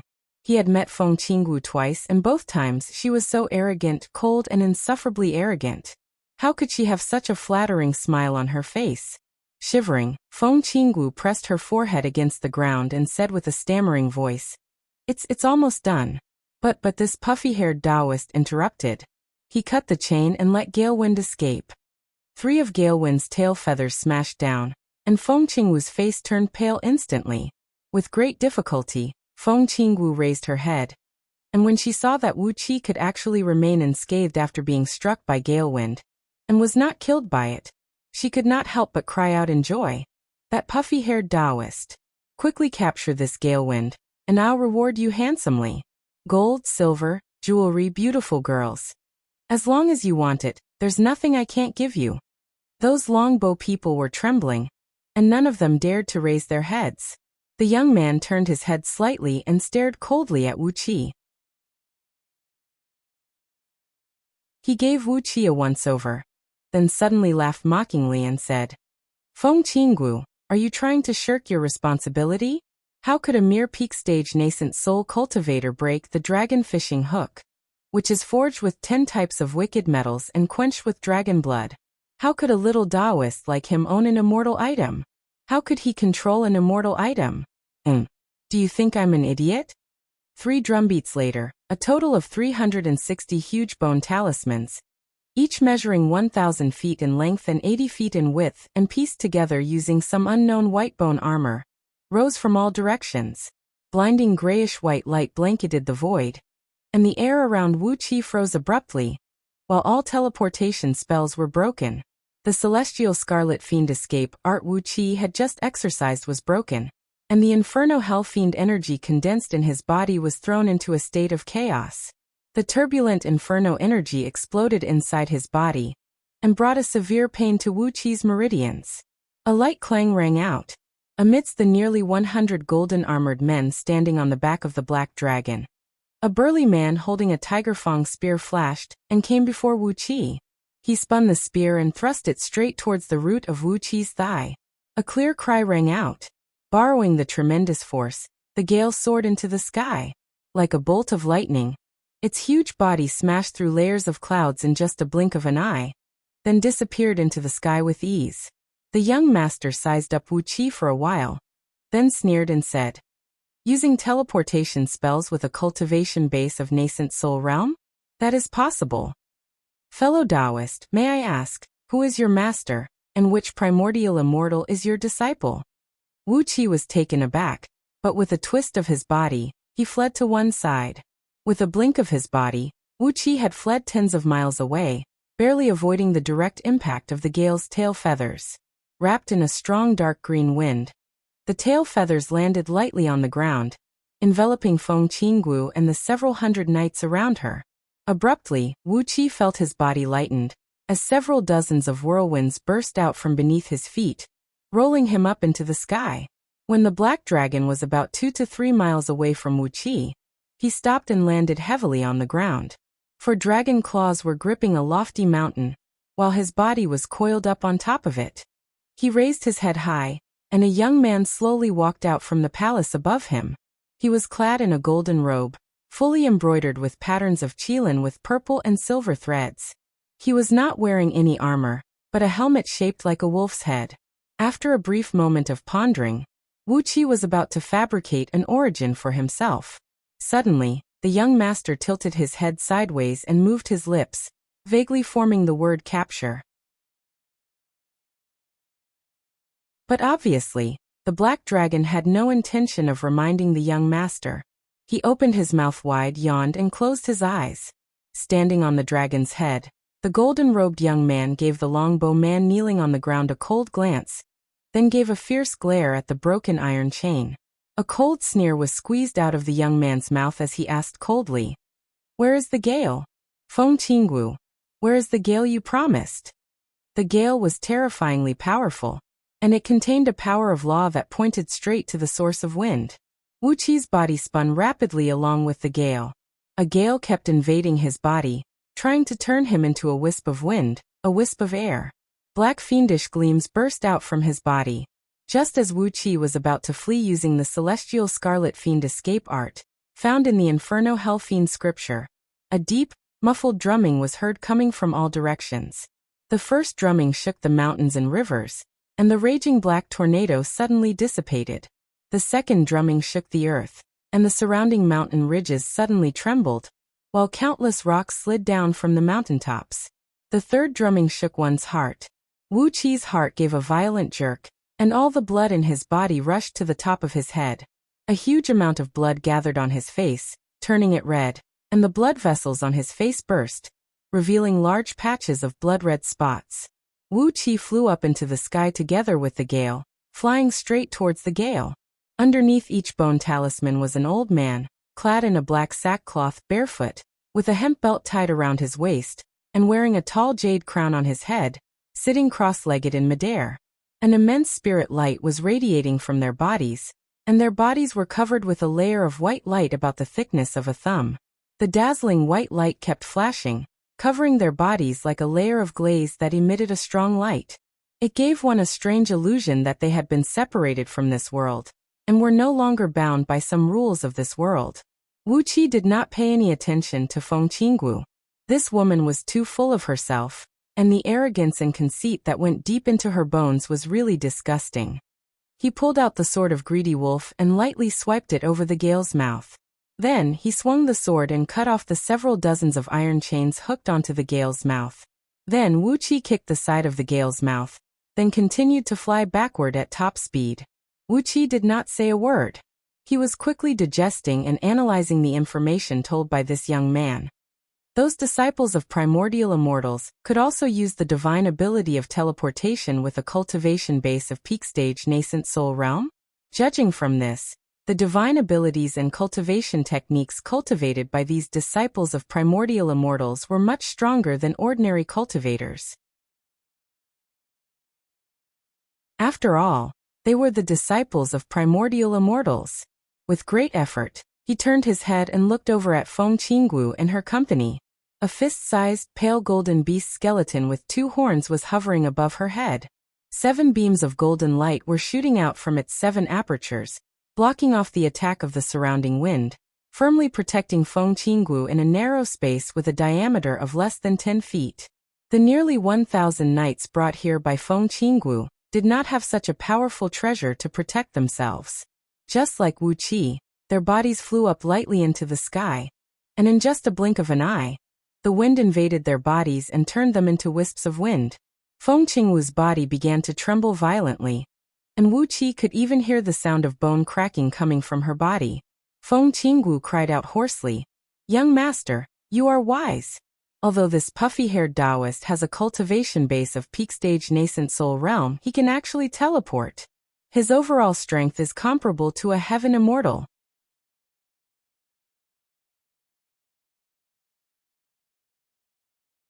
Chapter 460. As the tiger-headed spear approached, Wuxia twisted his body, still trying to teleport away. He didn't want to fight with the golden-armored man. However, the surrounding air suddenly trembled, and the magic power he gathered was shattered. Wuqi's body swayed, and he nearly suffered an internal injury from the backlash of the subspace. The 360 huge bone talismans in the surroundings shone with a dazzling white light, intertwining with each other and locking down the entire void within a radius of 100 miles. With Wuqi's current cultivation base, it was impossible for him to shatter the seal of the bone talismans. Not good. This is going to be fun. A cold gleam flickered in Wuqi's eyes as he pulled out the flaming magpie sword, gripped the hilt with a backhand grip, and slashed at the Tiger Fang spear. The golden-armored man didn't use any divine abilities or spells, but only the divine power of his fleshly body. Wuqi wanted to see what abilities this man had, so he simply circulated the divine power of his fleshly body to meet the spear head-on. A loud clang rang out. Wuqi's wrist shook violently, and his fingers could no longer hold the flaming magpie sword. The immortal sword was knocked several thousand feet away, leaving a red trail of light in the air. However, the immortal sword had its own spirit. When Wuqi loosened his grip, the sword was knocked away. After flying several thousand feet away, it automatically transformed into a stream of flame and shot back into Wuqi's palm. Wuqi's body was thrown backward by a tremendous force like a leaf blown by a violent gust of wind. He lost his footing and was knocked back tens of miles in a row. Only then did he barely manage to perform an incantation gesture to stabilize his body. His fingers were cramping, and bursts of pain and numbness came from his fingertips to his wrist. The strike just now had nearly shattered all of Wuqi's finger bones and meridians. If it were not for the innate yin energy of yin and yang that was constantly nourishing his fleshly body, allowing Wuqi's body to possess the softness and tenacity of the innate yin energy, Wuqi's entire palm would have been shattered by the force before he absorbed the innate yin energy of yin and yang. That man's strength was strong, very strong. His physical strength was at least 10 times that of Wuqi's. Now that Wuqi had broken through the realm of 35 transformations of Heavenly Dragon, with just his fleshly body alone, it was comparable to the power of a 35th tier Heaven Immortal, casting a powerful divine ability with his strongest energy. The man's pure fleshly strength was 10 times stronger than Wuqi's. In other words, his strength was comparable to a peak 32nd tier Heaven Immortal. His body did not have the slightest trace of magic power aura or spiritual chi fluctuation. He had relied purely on his physical strength to achieve such a terrifying strength. What a freak! Wuqi rubbed his right hand and forced out a smile. Holding the Tiger Fang spear in his hand, the burly man bent his legs slightly, stared coldly at Wuqi, and said with a cold grin, "Not bad. You can withstand 10% of my attack. Among those weak cultivators, you are an anomaly." Taking a deep breath, the burly man said coldly, "The cultivation of fleshly body cultivation is widely spread among cultivators. But, how can you, the immortal cultivators, endure the pain of tempering your fleshly body? In all the heavenly realms, only 1 out of every 100,000 cultivators practice the cultivation of fleshly body cultivation, and not even 1 out of every 10 million cultivators could achieve some results in it. You are amazing. Wuxia gave the burly man a thumbs up and said, You are amazing as well. You can cultivate such a powerful strength with the body of a human. That's very amazing. The burly man shook his head mockingly and said coolly, Do you think you're praising me? Instead, I think you're humiliating me. Don't look down on us mortals. The supreme experts of the human race are strong enough to fight against primordial immortals. I'm 35 years old this year, and I only have this little cultivation base. So what does that mean to me? Wuxia's scalp went numb. This burly man was only 35 years old? How could he possess such a frightening strength just by tempering his fleshly body? How was he any different from a monster? Cultivators breathed in and out the natural energy, studied the mysteries of heaven and earth, tempered their nascent divinity and soul, worked hard for 1,000 years, and finally became heaven immortals. After that, it would take 100,000 years of hard work for each tier they advanced. Only then could they possess the miraculous power of toppling mountains and overturning seas. A 35-year-old human could possess such a frightening strength with just his fleshly body alone. He was definitely a monster. Judging from his words, it seemed he was not satisfied with his own cultivation base. In other words, there were people among the human race who were younger than him, but stronger than him. Otherwise, why would he say that Wuxia's praise was a humiliation to him? Wuxia gasped and murmured to himself, You're only 35 years old? Standing on the dragon's head, the golden-robed young man cried out coldly, Storm, why are you wasting time with that Taoist? Just break his limbs and capture him alive. He should pay the price for ruining my plan. I'm planning to give this gale to my father as a gift for his 300th birthday. Storm answered. He rubbed his palms together, and the spear began to spin rapidly in his palms. The tip of the spear glowed with a round golden light, and a large number of sharp wind blades emerged. Storm gave a loud laugh and began to run. He circled around Wuxia and turned into hundreds of afterimages, surrounding Wuxia and forming a wall made of human shadows. Amidst the shrill whistling of the air, Storm suddenly thrust his spear toward Wuxia over 1,000 times in a row. The shadows of the spear were dazzling, and the wind created by the spear was deafening. The entire sky was filled with afterimages of the spearheads, which were coming at Wuxia from all directions. Wuxia felt a chill run down his spine. He exercised the mystic eyes of universe with all his strength, and the countless afterimages of the spear gradually revealed their true forms. Only 1,080 cold beams remained in their original form, piercing towards Wuxia's limbs from all directions. With a shake of his wrist, the earth element dragon scale shield issued a deep, muffled cry. 1,080 golden dragon scales shot whistling out and blocked the cold beams. A loud clang rang out. The golden dragon scales were knocked away, but the afterimages of Storm's spear disappeared at the same time. Storm cried out in surprise. All of a sudden, a rapid swishing noise was heard. He was surprised that Wuxia could actually see through his secret spear technique. Without any hesitation, he thrust his spear straight towards Wuxia's heart. The golden-robed young man laughed. Shaking his head, he said, Storm, you're a rough fellow. Fine, you're dead now. Before his words could fade away, a white beam of light shot out from the top of Wuxia's head. Wuxia gripped the Jade Bone's soul-searching flag tightly and waved it. A shrill whistle towered into the sky. Storm, who was holding the golden spear, felt his body go limp and fell to his knees weakly.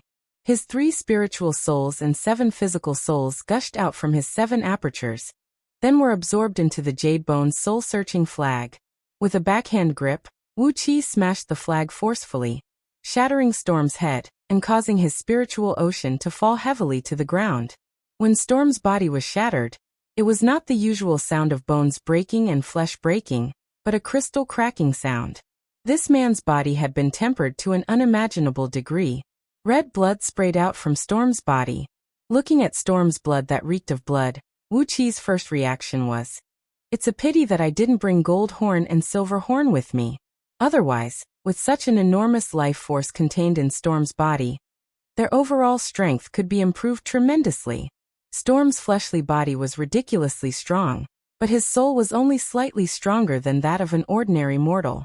Before he could take into account the fact that Wuxia possessed the Jade Bone's soul-searching flag, an extraordinary treasure that specialized in attacking souls and nascent divinity, a mighty warrior like him was killed by Wuxia with just one strike.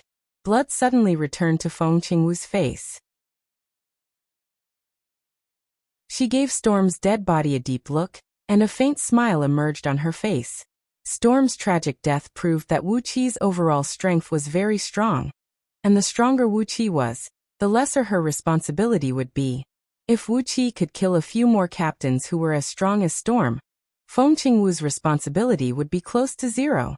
Seeing that Storm was killed by Wuxia with just one strike, the golden-robed young man's body trembled slightly, and he bellowed furiously, "Kill him!"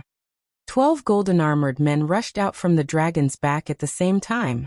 They fished out palm-sized bone talismans from their waists, and were about to crush them to release the restrictive spells in them to protect their souls. But how could Wuxia allow them to activate the bone talismans? With a heavy swing of the Jade Bone's soul-searching flag, Wuxia bit the tip of his tongue and sprayed a mouthful of blood onto it. A shrill ghost howl towered into the sky, and a large sheet of dark clouds rushed out of the flag, spreading across tens of miles in just a blink of an eye. Before the 12 golden-armored men could activate the bone talismans, their bodies turned stiff at the same time. Their souls were sucked into the flag, and their bodies fell heavily to the ground. The flaming magpie sword thrust out whistling through the air, slicing them into 24 pieces. When the flaming magpie sword tore through their bodies, a crisp sound of metal clashing could be heard. The fleshly bodies of these 12 golden-armored men were so strong that they did not seem to be human. Another 12 experts had fallen. Feng Qingwu's complexion had completely returned to normal, and she even breathed out a sigh of relief.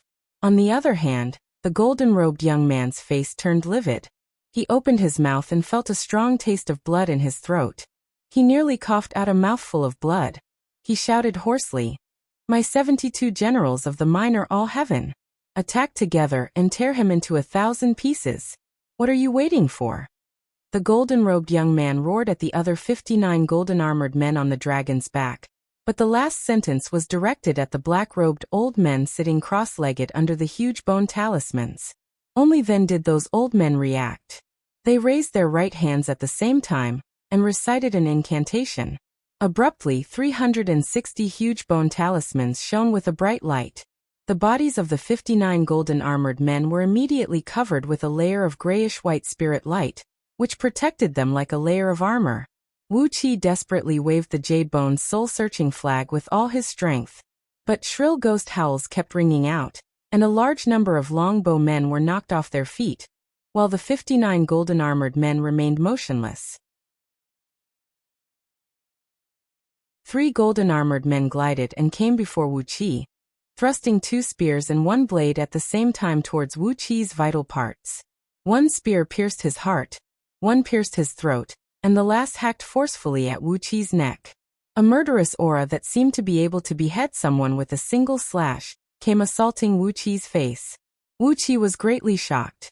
He activated the Earth Element Dragon Scale Shield with all his might, sending 36,000 golden dragon scales flying out from Chi-Chi and wheeling around his body. Loud metal clangs could be heard without an end.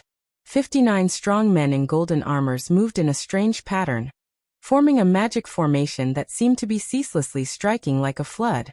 Heavy strikes landed on the golden dragon scale light over and over again.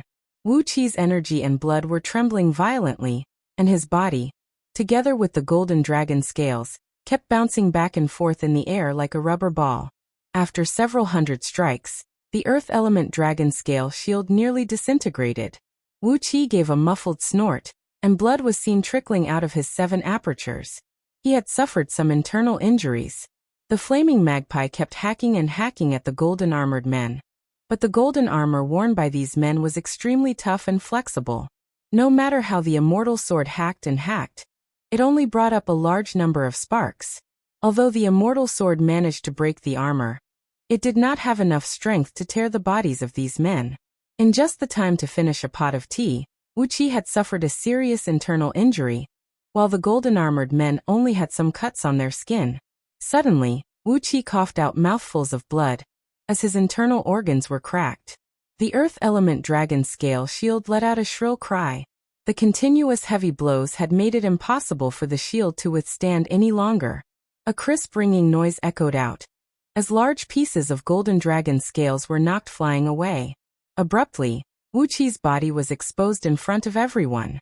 A spear thrust over like a venomous snake, piercing through Wuqi's right shoulder from the back.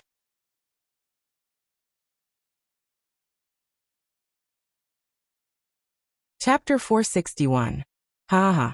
A burly man was holding a spear in his hand, with the tip of the spear pointing at Wuqi, whose shoulder was pierced through.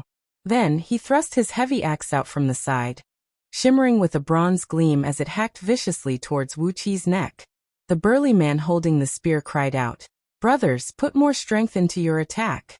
This kid has also cultivated a body cultivation technique, and his fleshly body is extraordinarily tough." Even without the burly man's reminder, the other 72 generals of Minor All Heaven had already judged from the friction produced when the spear tip pierced through Wuqi's shoulder that Wuqi's fleshly body was at least 100 times tougher than ordinary cultivators. The golden-armored burly man clenched his teeth and his eyes bulged as he swung the axe down with all his might. No matter how tough your body is, it can never withstand Lao Tzu's mountain-splitting axe, he said with a fierce laugh. The severe pain made Wuqi's body twitch, and his eyes turned scarlet. A long, almost crazy howl came out of Wuqi's mouth. Staring at the heavy axe that was about to touch his neck, Wuqi cried out fiercely, "Damn it! It hurts!" With a twist of his body, Wuqi suddenly transformed into a clump of dark mist and spread out in all directions. Among all the mystic techniques from the Inferno Hellfiend scripture, the Celestial Scarlet Fiend escaping art, the Mist escaping art, and Wuqi's body had transformed into a hazy mist.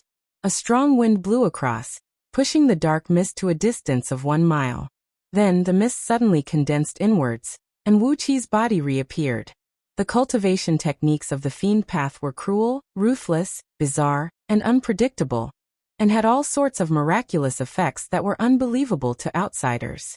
Wuqi had transformed into a mist and fled. When his body reformed, the wound on his right shoulder had completely healed. Apart from his slightly pale face, Wuqi looked as if nothing had happened. Only Wuqi himself knew that turning into mist and fleeing, then reforming his body and using a secret demonic path technique to reforge his body and heal his wounds seemed easy. But in truth, in that short instant, he had already consumed 30% of his blood essence. Wuqi's vision was blacking out, and he felt his strength was drained. With a thought in his mind, the black dragon spirit ring spat out 3 blood crystals and a large amount of drunken dragon incense powder. With the blood crystals sticking to his skin, Wuqi continued to absorb the blood essence and yuan qi from the blood crystal. At the same time, an intense devil flame burst out from his body. The black devil flame was emanating an eerie, cold air and a pungent odor that made those generals of Minor All Heaven frown. A bald man in golden armor sneered and said, "What kind of demonic technique is this kid cultivating? Your whole body reeks of rotten flesh. Why does it feel like you're in an unmarked graveyard?" Wuqi's entire body was shrouded in the devil flame, with dark devil aura rolling around him. Only a pair of blood-red eyes could be seen glinting brightly. Through the dark flame and mist, his eyes were the only thing that could be seen clearly. The Inferno Hellfiend scripture was fully activated. Because of the influence of the devil technique, Wuqi's voice became sharp and unpleasant like a sandpaper. Unmarked graveyard? Today, this place is indeed going to become an unmarked graveyard. Laughing strangely, Wuqi suddenly pointed his finger at the golden-robed youth and cried out, "I don't kill nameless people. Tell me your name." The golden-robed youth stared at Wuqi in astonishment. After a while he smiled and said, "Don't kill nameless people? Could it be that you think you can kill me?" After a brief moment of pondering, the golden-robed youth said in a reserved manner, "Fine, I'll let you die knowing that I'm Feng Jupin, the prefecture overseer of Pang province. The current human emperor has conferred me the title of Marquis Pang." Upon hearing the golden-robed youth's introduction, all the generals of Minor All Heaven stopped attacking. They surrounded Wuqi, bowed their heads respectfully, and listened attentively to Feng Jupin's words. Feng Jupen stuck out his chest and said coolly, "My father is Feng Lingling, the prefecture overseer of Diyu province. He is in charge of all the affairs in the 900 provinces around Zhong province, and has the power to decide the life and death of all the billions of living beings in the 900 provinces." A cold gleam flashed in Wu Qi's eyes. Yu Hehuan had mentioned the official system of Diyu dynasty in his confession. Of course, as a prodigal son who had never been to Pangu continent, he did not know much, but it was enough for Wu Qi to learn some of the secrets. The Diyu dynasty divided the provinces under the heaven into 9 grades. The size of each province was the same, but according to the variety of products, population, tax revenue, and other objective conditions, the prefecture overseer was also divided into 9 grades from the 9th grade provinces to the 1st grade provinces. The 1st grade prefecture overseer had the power to promote, demote, and even exterminate the officials in the 2nd grade, 3rd grade, and even 9th grade provinces. Pang province was just a 7th grade province, while Zhong province was the only 1st grade province among the 900 provinces nearby. Feng Lingling, the prefecture overseer of Zhong province, was, in fact, the king of the vast territory formed by the 900 provinces. Feng Jupen could not help but sneer when he saw Wu Qi gasp. "Are you afraid now? Are you regretting it? Now you know that you should not meddle in my affairs." Hee, it took me a lot of effort to lure a Gale here, and I was about to present it to my father as a birthday gift, but you actually let it go. Taoist, you deserve to die. You deserve to be cut into 1,000 pieces. Feng Jupen stretched out a finger and gently slit his neck, then said coldly, "After I kill you, I'll capture your soul and hand it over to the great oracles of the Directorate of Celestials for interrogation. I want to find out where your sect is, and then..." He dragged his voice and gave a strange smile, then continued in a low voice, "After that, all the men in your sect will be tortured to death, and all the women after I've enjoyed them. The most miserable fate in the world will be waiting for them." While Feng Jupen was about to proudly tell them what kind of cruel methods he was going to use to torture the people of Wu Qi's sect, all 59 generals of Minor All Heaven suddenly fell to the ground one after another. Their faces were slightly red, as if they were drunk. Feng Jupen was struck dumb. He stared blankly at his trusted subordinates and cried out hoarsely, "What's wrong? What the hell are you doing? What are you doing?" The black dragon beneath Feng Jupen grinned, then closed his huge nostrils in an inconspicuous manner, firmly blocking the air passage. The black dragon narrowed his eyes, and a faint smile lingered on the corner of his mouth. Drunken dragon incense, it must be this vicious thing. The members of the dragons hated drunken dragon incense very much, so they knew all its characteristics like the back of their hands. Judging by the number of people who had fainted, it must be the effect of drunken dragon incense. Of course, when faced with a cultivator who practiced the orthodox dragon transformation script and possessed drunken dragon incense, the black dragon was too lazy to give Feng Jupen any advice. He stuck out his tongue and licked the corner of his mouth, then narrowed his eyes and gave Wu Qi a meaningful look. "I'm just working for money. Don't come to me when you're going to kill someone later." Wu Qi understood the meaning revealed by the black dragon's eyes and brows, and he nearly fell to the ground. Working for money. Is that what he means? He clicked his tongue and sighed with emotion. Wu Qi completely absorbed the enormous blood essence and energy contained in the 3 blood crystals on his chest, completely replenishing the blood essence and energy he had consumed when casting the mist evasion art just now. The flaming magpie swung out with a shrill cry, transforming into a gigantic crimson bird that streaked across the sky. The immortal sword swept across the necks of the generals of Minor All Heaven, chopping off their heads. These generals of Minor All Heaven had very strong fleshly bodies, and their blood was extremely abundant. Their heads were chopped off, and their strong hearts pumped the blood. Blood sprayed out from their necks like water sprayed out from a high-pressure faucet, shooting to a distance of several hundred feet away.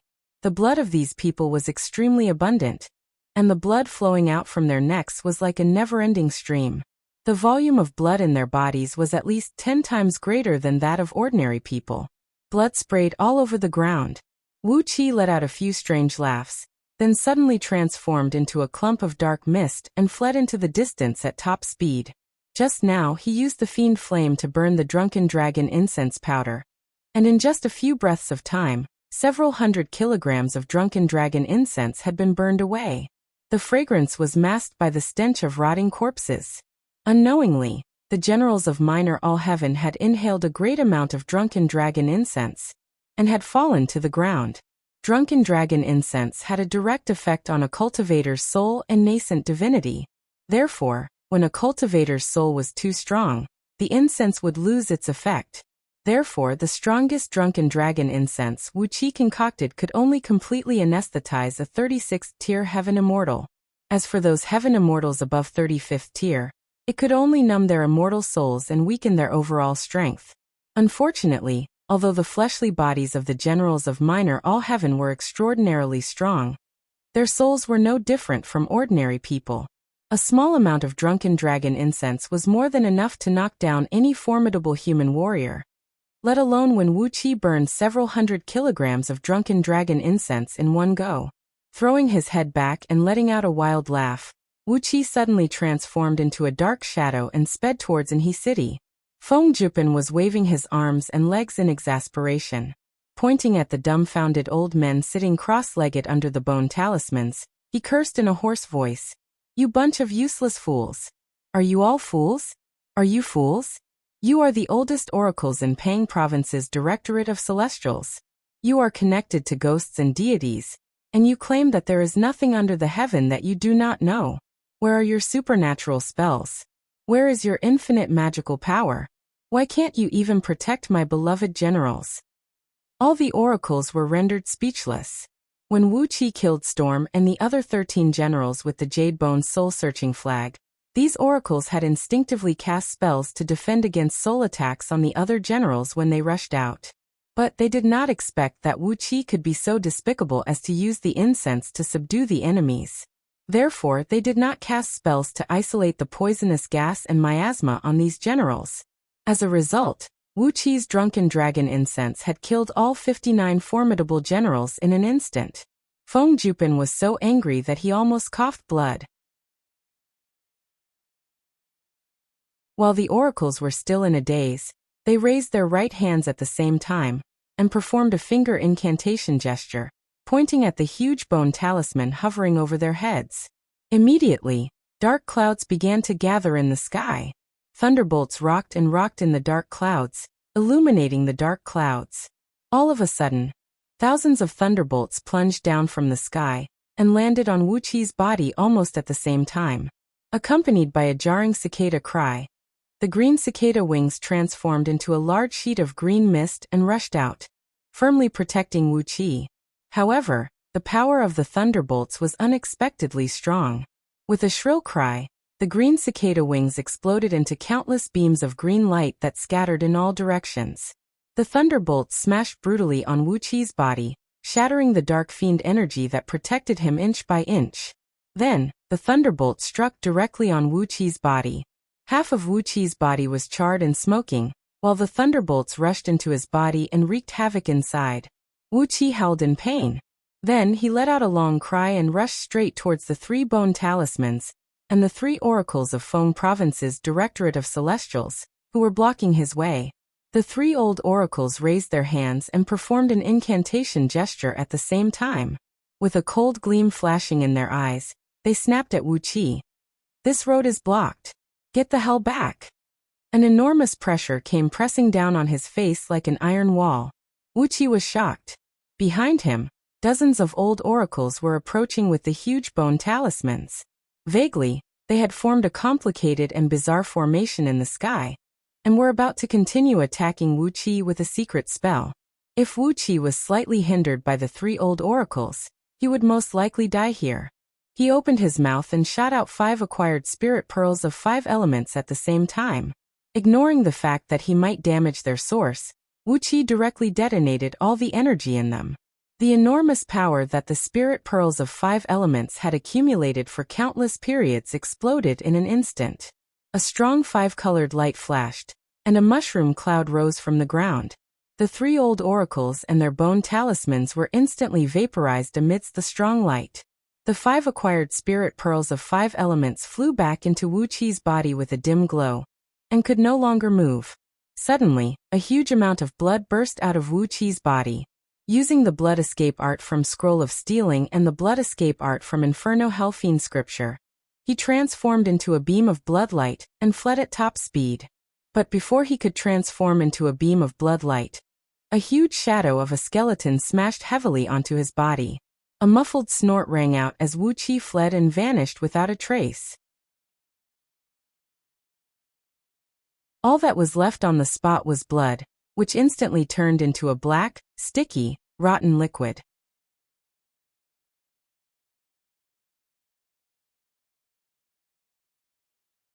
Chapter 462.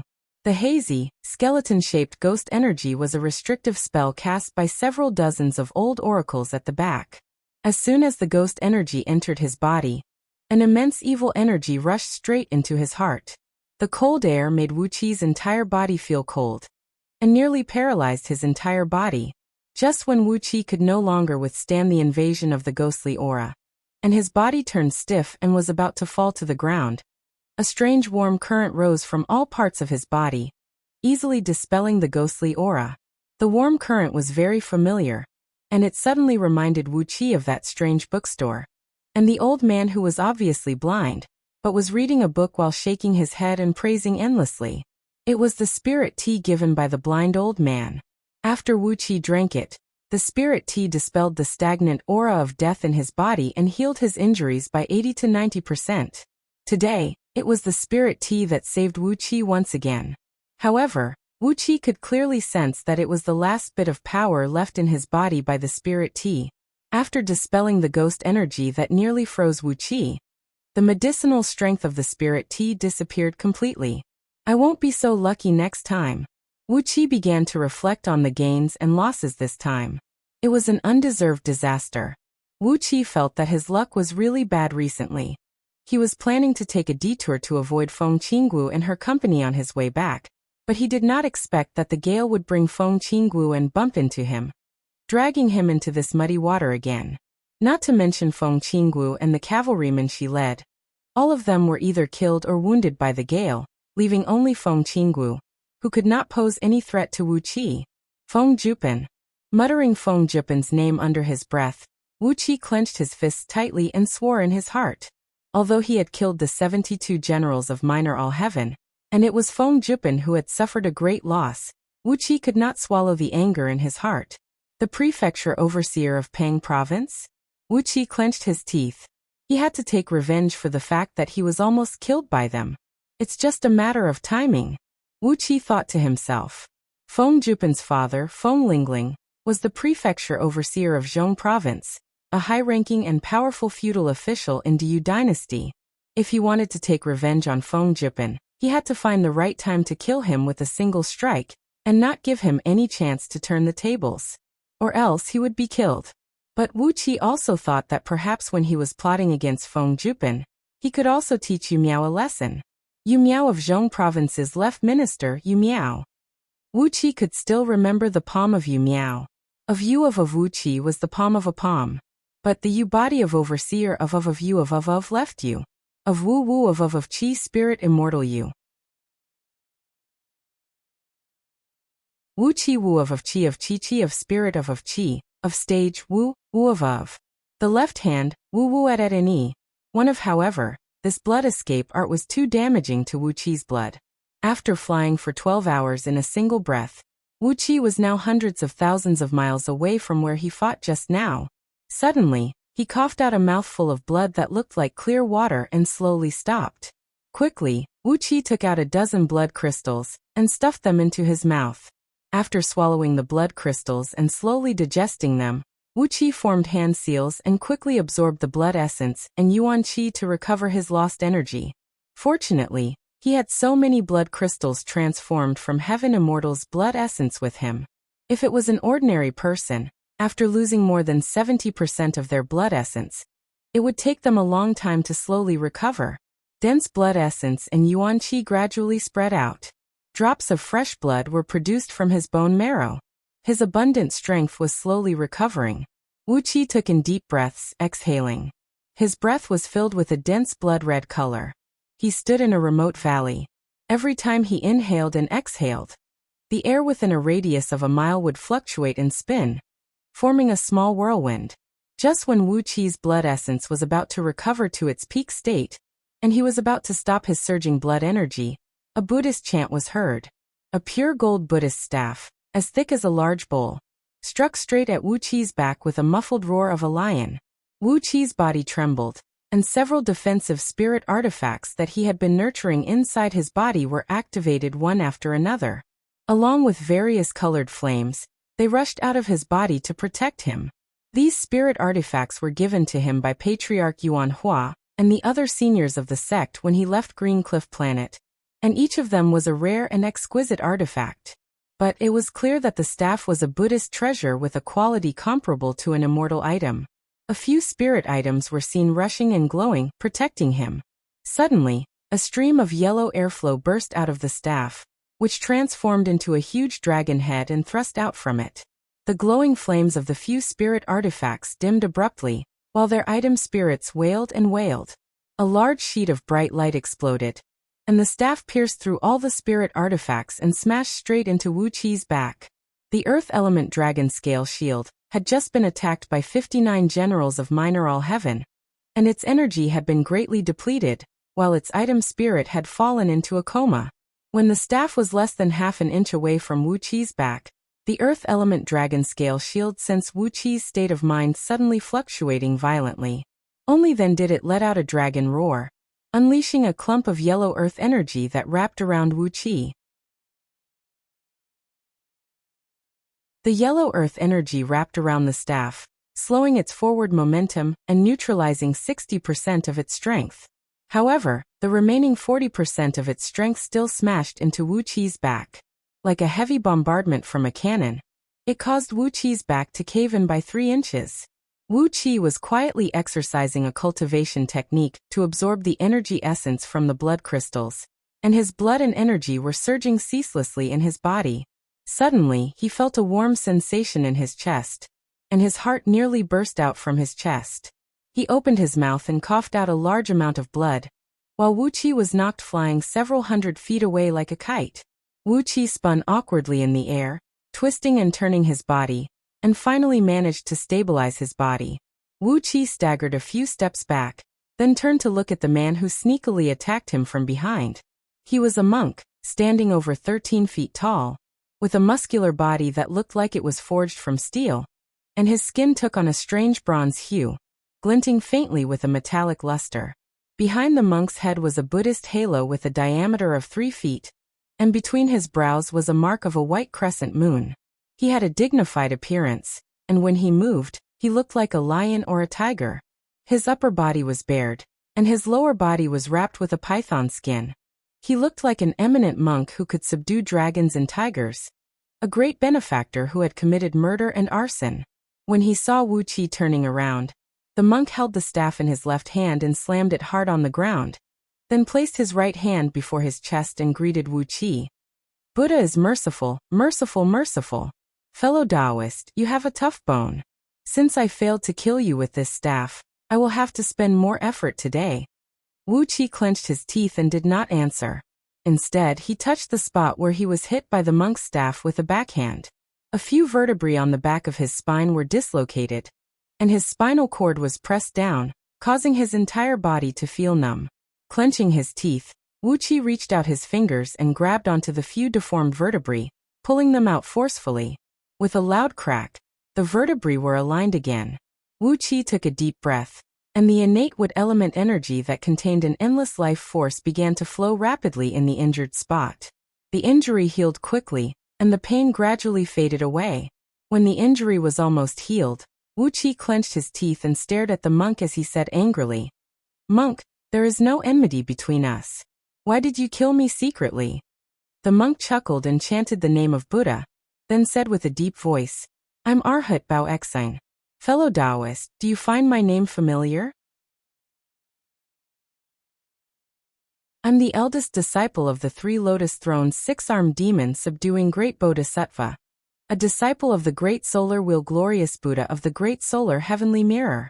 Fellow Taoist, since you have bullied my junior brother, naturally, I have to find you and settle the score with you. Off in the distance, a dozen auspicious clouds rose into the sky from the valley, as the furious Arhat Baosheng brought 16 burly monks, and came flying towards Wuxia at top speed on a cloud. Even from afar, Arhat Baosheng cried out sternly, "You've made me suffer a lot. Not only did I not get to eat the lamb, but I've also gotten myself smelly. Arhat Baosheng, how can I repay your great kindness if I don't tear you into 1,000 pieces?" Casting a sideways glance at Arhat Baosheng, Wuxia turned to Arhat Baoxian and asked, "How did you find me? Don't tell me you've been following me all the way? That's impossible. I think I'm a very careful person, so it's impossible for me to be followed by you without noticing anything." Arhat Baosheng had already rushed over on a cloud, raising a Vajra demon subduing sword menacingly as he was about to hack at Wuxia. However, Wuxia was too lazy to even give Arhat Baosheng a glance. He just stared at Arhat Baoxian with a smile on his face. Arhat Baoxian coughed deeply, and Arhat Baosheng, who was charging like a mad tiger just now, immediately stopped attacking. Although the tip of the sword was less than 3 feet away from Wuqi's head, he still put the sword away, put his palms together and bowed to Arhat Baoxian obediently, then stepped back on a cloud. Together with the other 16 burly monks, Arhat Baoxian, Arhat Baosheng, and the rest of the 18 monks had formed a circle about 100 meters in diameter, tightly trapping Wuxia inside. Indistinctly, the aura of 18 monks had merged into one, forming an impenetrable wall that firmly trapped Wuxia inside. When Arhat Baoxian saw that Wuxia was trapped in the Vajra Heavenly Dragon Demon, subduing ring that was secretly taught by his master, a reserved smile appeared on his face as he slowly fished out a Bodhi leaf the size of a cattail fan from the python skin wrapped around his waist. The leaf was translucent, as if it was carved out of jade. A ring of golden Buddhist light shrouded its surface, while emanating a strange fragrance that calmed one's mind. "This is the Bodhi meditation leaf crafted by my master using the divine ability of the heaven will.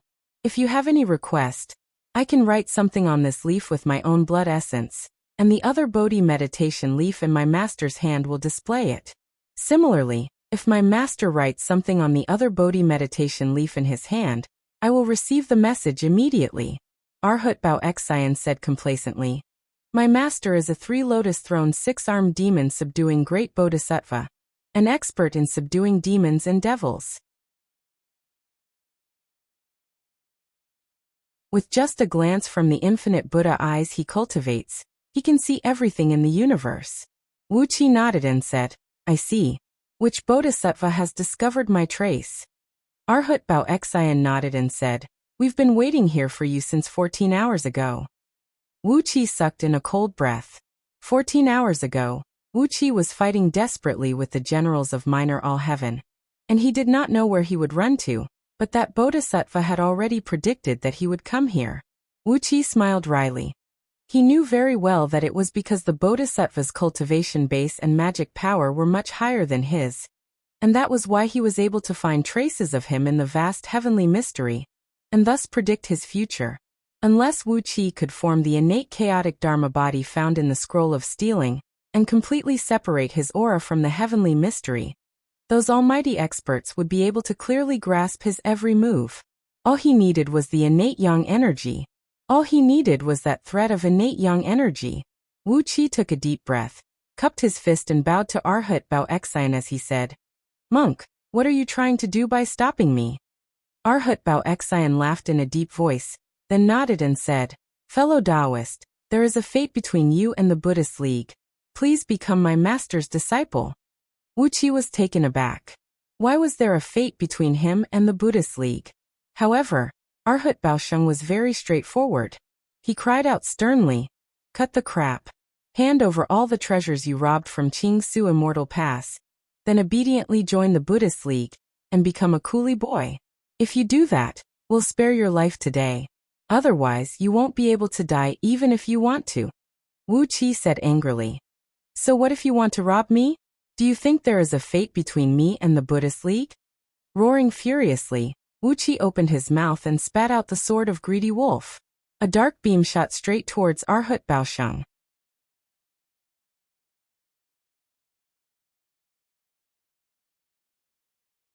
Chapter 463.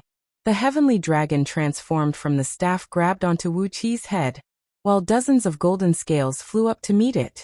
The dragon claw and the golden scales clashed and produced a deafening boom. The golden scales were scattered in all directions, while the dragon claw was knocked flying away by the heavy earth element energy.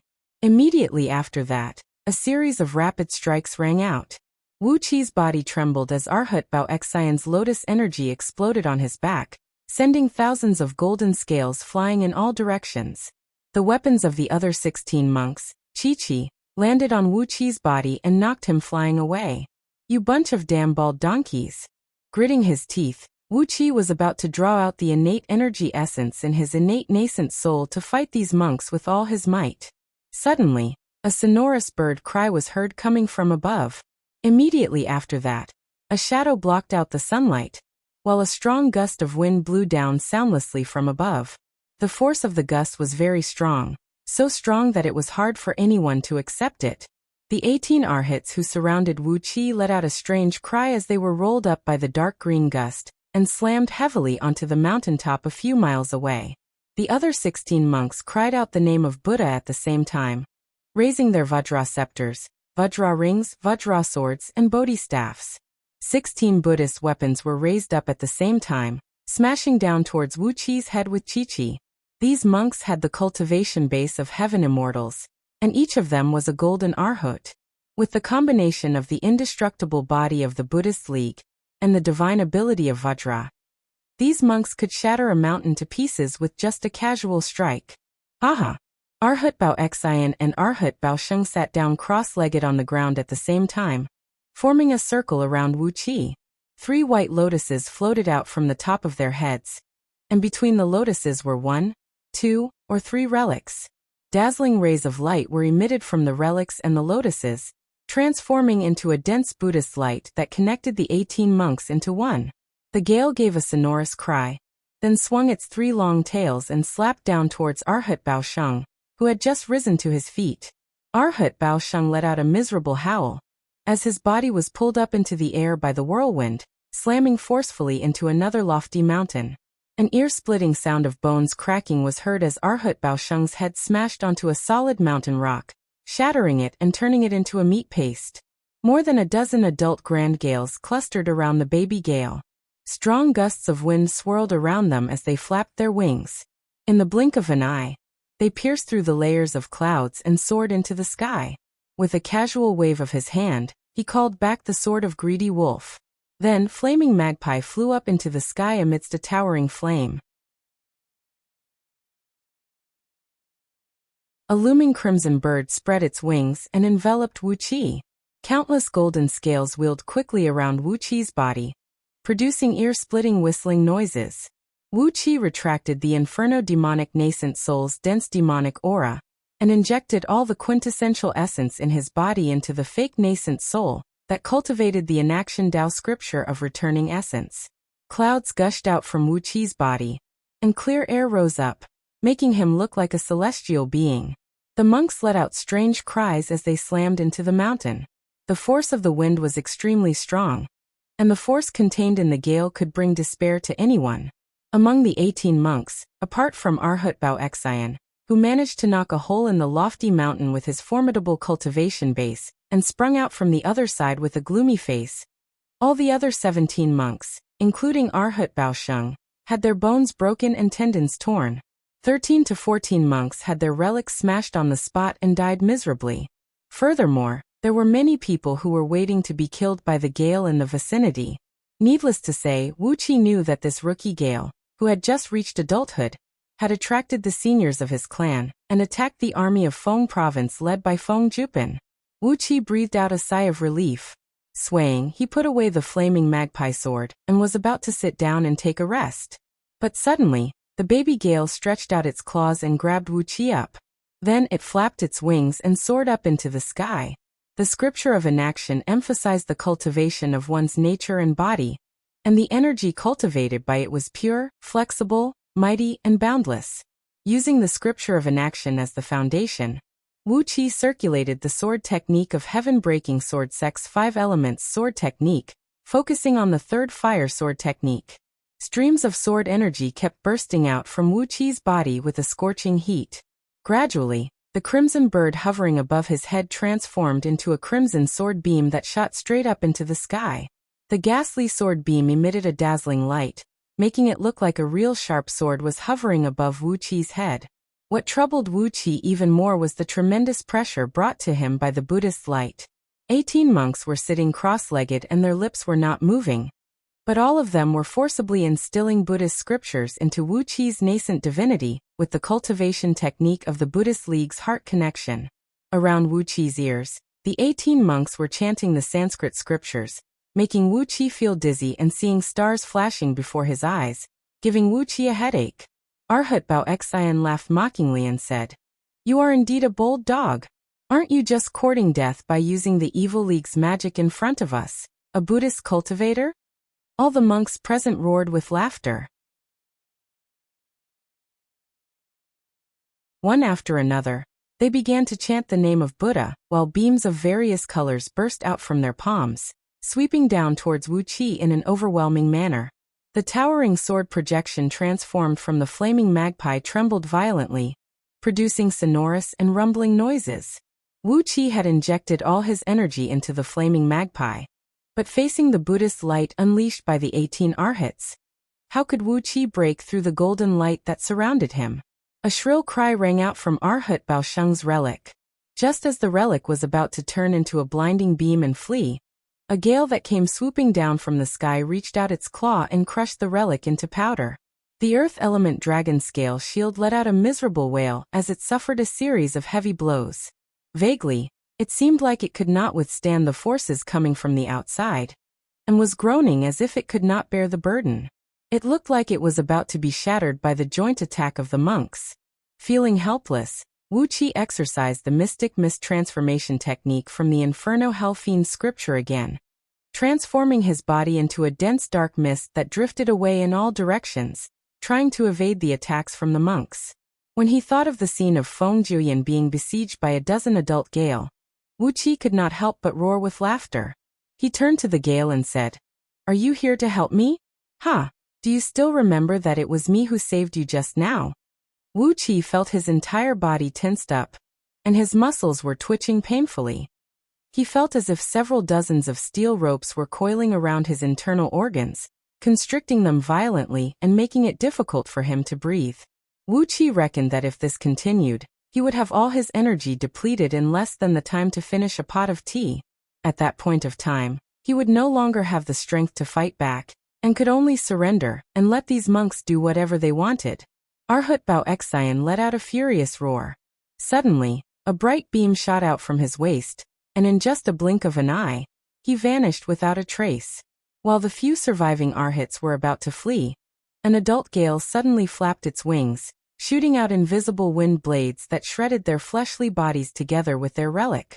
Arhat Baosheng snorted coldly, holding the Vajra subduing demon sword in front of him. A sheet of golden light burst out from the sword's edge, enveloping him like a golden bell. The sword of Greedy Wolf wheeled 13 times around Arhat Baosheng at top speed, hacking and slashing on the golden light for 360 times in a row. The golden light trembled and produced jarring metallic noises, yet it failed to break it. Shaking his head, Wuxia breathed out a long sigh. He fished out a few healing spirit pills and shoved them into his mouth, then said in a deep voice, "Cut the crap. Become a monk. I can't bear to part with my black hair, and I can't bear to part with the 3,000 secular worlds. Hee, I think it's better for us to risk our lives." Arhat Bao Xian laughed in a low voice. The staff in his left hand flew out, transforming into a golden dragon that measured 1,000 feet long. Amidst a long cry, it clawed down towards Wuxia's head. As for Arhat Bao Xian, he performed the incantation gesture of Aquarius with both palms, one in front and one at the back, as if he was releasing an arrow from a bow. He gave a faint snort, and several dozens of tiny golden beams shot out from his palms, forming into a golden lotus flower in the air. In just a blink of an eye, they had arrived behind Wuxia. Especially the dozens of adult Gales, their bodies were stained with blood, and the blood was stuck to their feathers. Wuxia could tell that it was not the blood from the Gales themselves, but the blood that came from the outside. Obviously, they had just killed a lot of people. Before these monks struck, just the Buddhist light unleashed by them had suppressed Wuxia to the point that he almost coughed blood. The chirping of birds could be heard coming from above. When Wuxia looked up hastily, he saw a gale with a wingspan of nearly 10 miles falling straight down from the sky. Behind this gale were more than a dozen gales with wingspans of over 100 miles. One look and anyone could tell that they were already adults. These gigantic and majestic birds fell silently from the sky, their greenish-black feathers fluttering in the wind, giving them an indescribable air of elegance and otherworldliness. Laughing bitterly, Wuxia revealed himself from the dark mist in a sorry state. His skin was ragged, and his body was covered with blisters and blood. The lethality of the Buddhist light on him had exceeded his expectation. He would rather be hit by Arhat Bao Xian's staff several dozens of times than let the Buddhist light touch his body.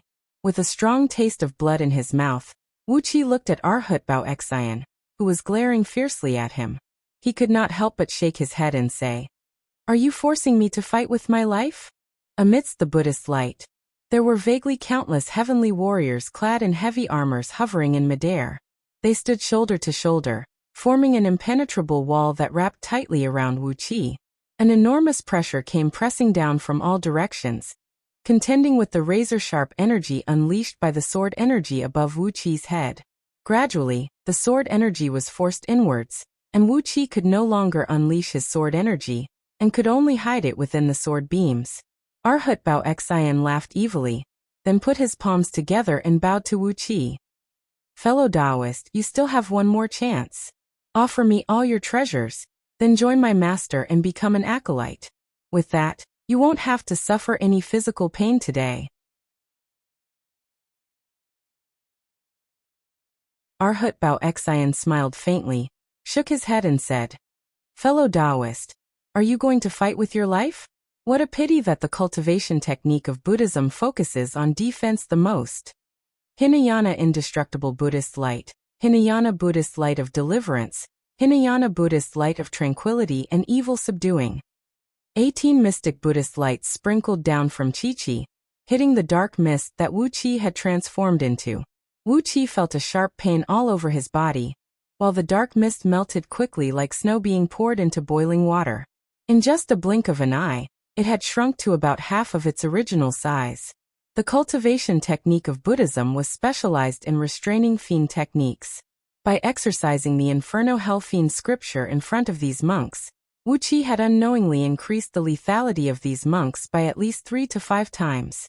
With a shake of his left hand, the Earth Element Dragon Scale Shield unleashed 36,000 pieces of dragon scales, which shrouded him in a dazzling light. The golden specks reflected the sunlight and shone dazzlingly. Attracted by the innate Earth Element energy essence, a thick and solid Earth Element energy rushed out of the ground and transformed into a thick light barrier that enveloped Wuxia. You're tuning in to the Limei's Wuxia Whispers YouTube channel. We're so grateful for your support, and don't forget to subscribe to join us on this incredible journey through captivating stories. Your generosity through donations truly makes a world of difference, as it's the primary source of revenue that allows me to expand and enhance this channel for you. Thank you from the bottom of my heart for being a part of this adventure.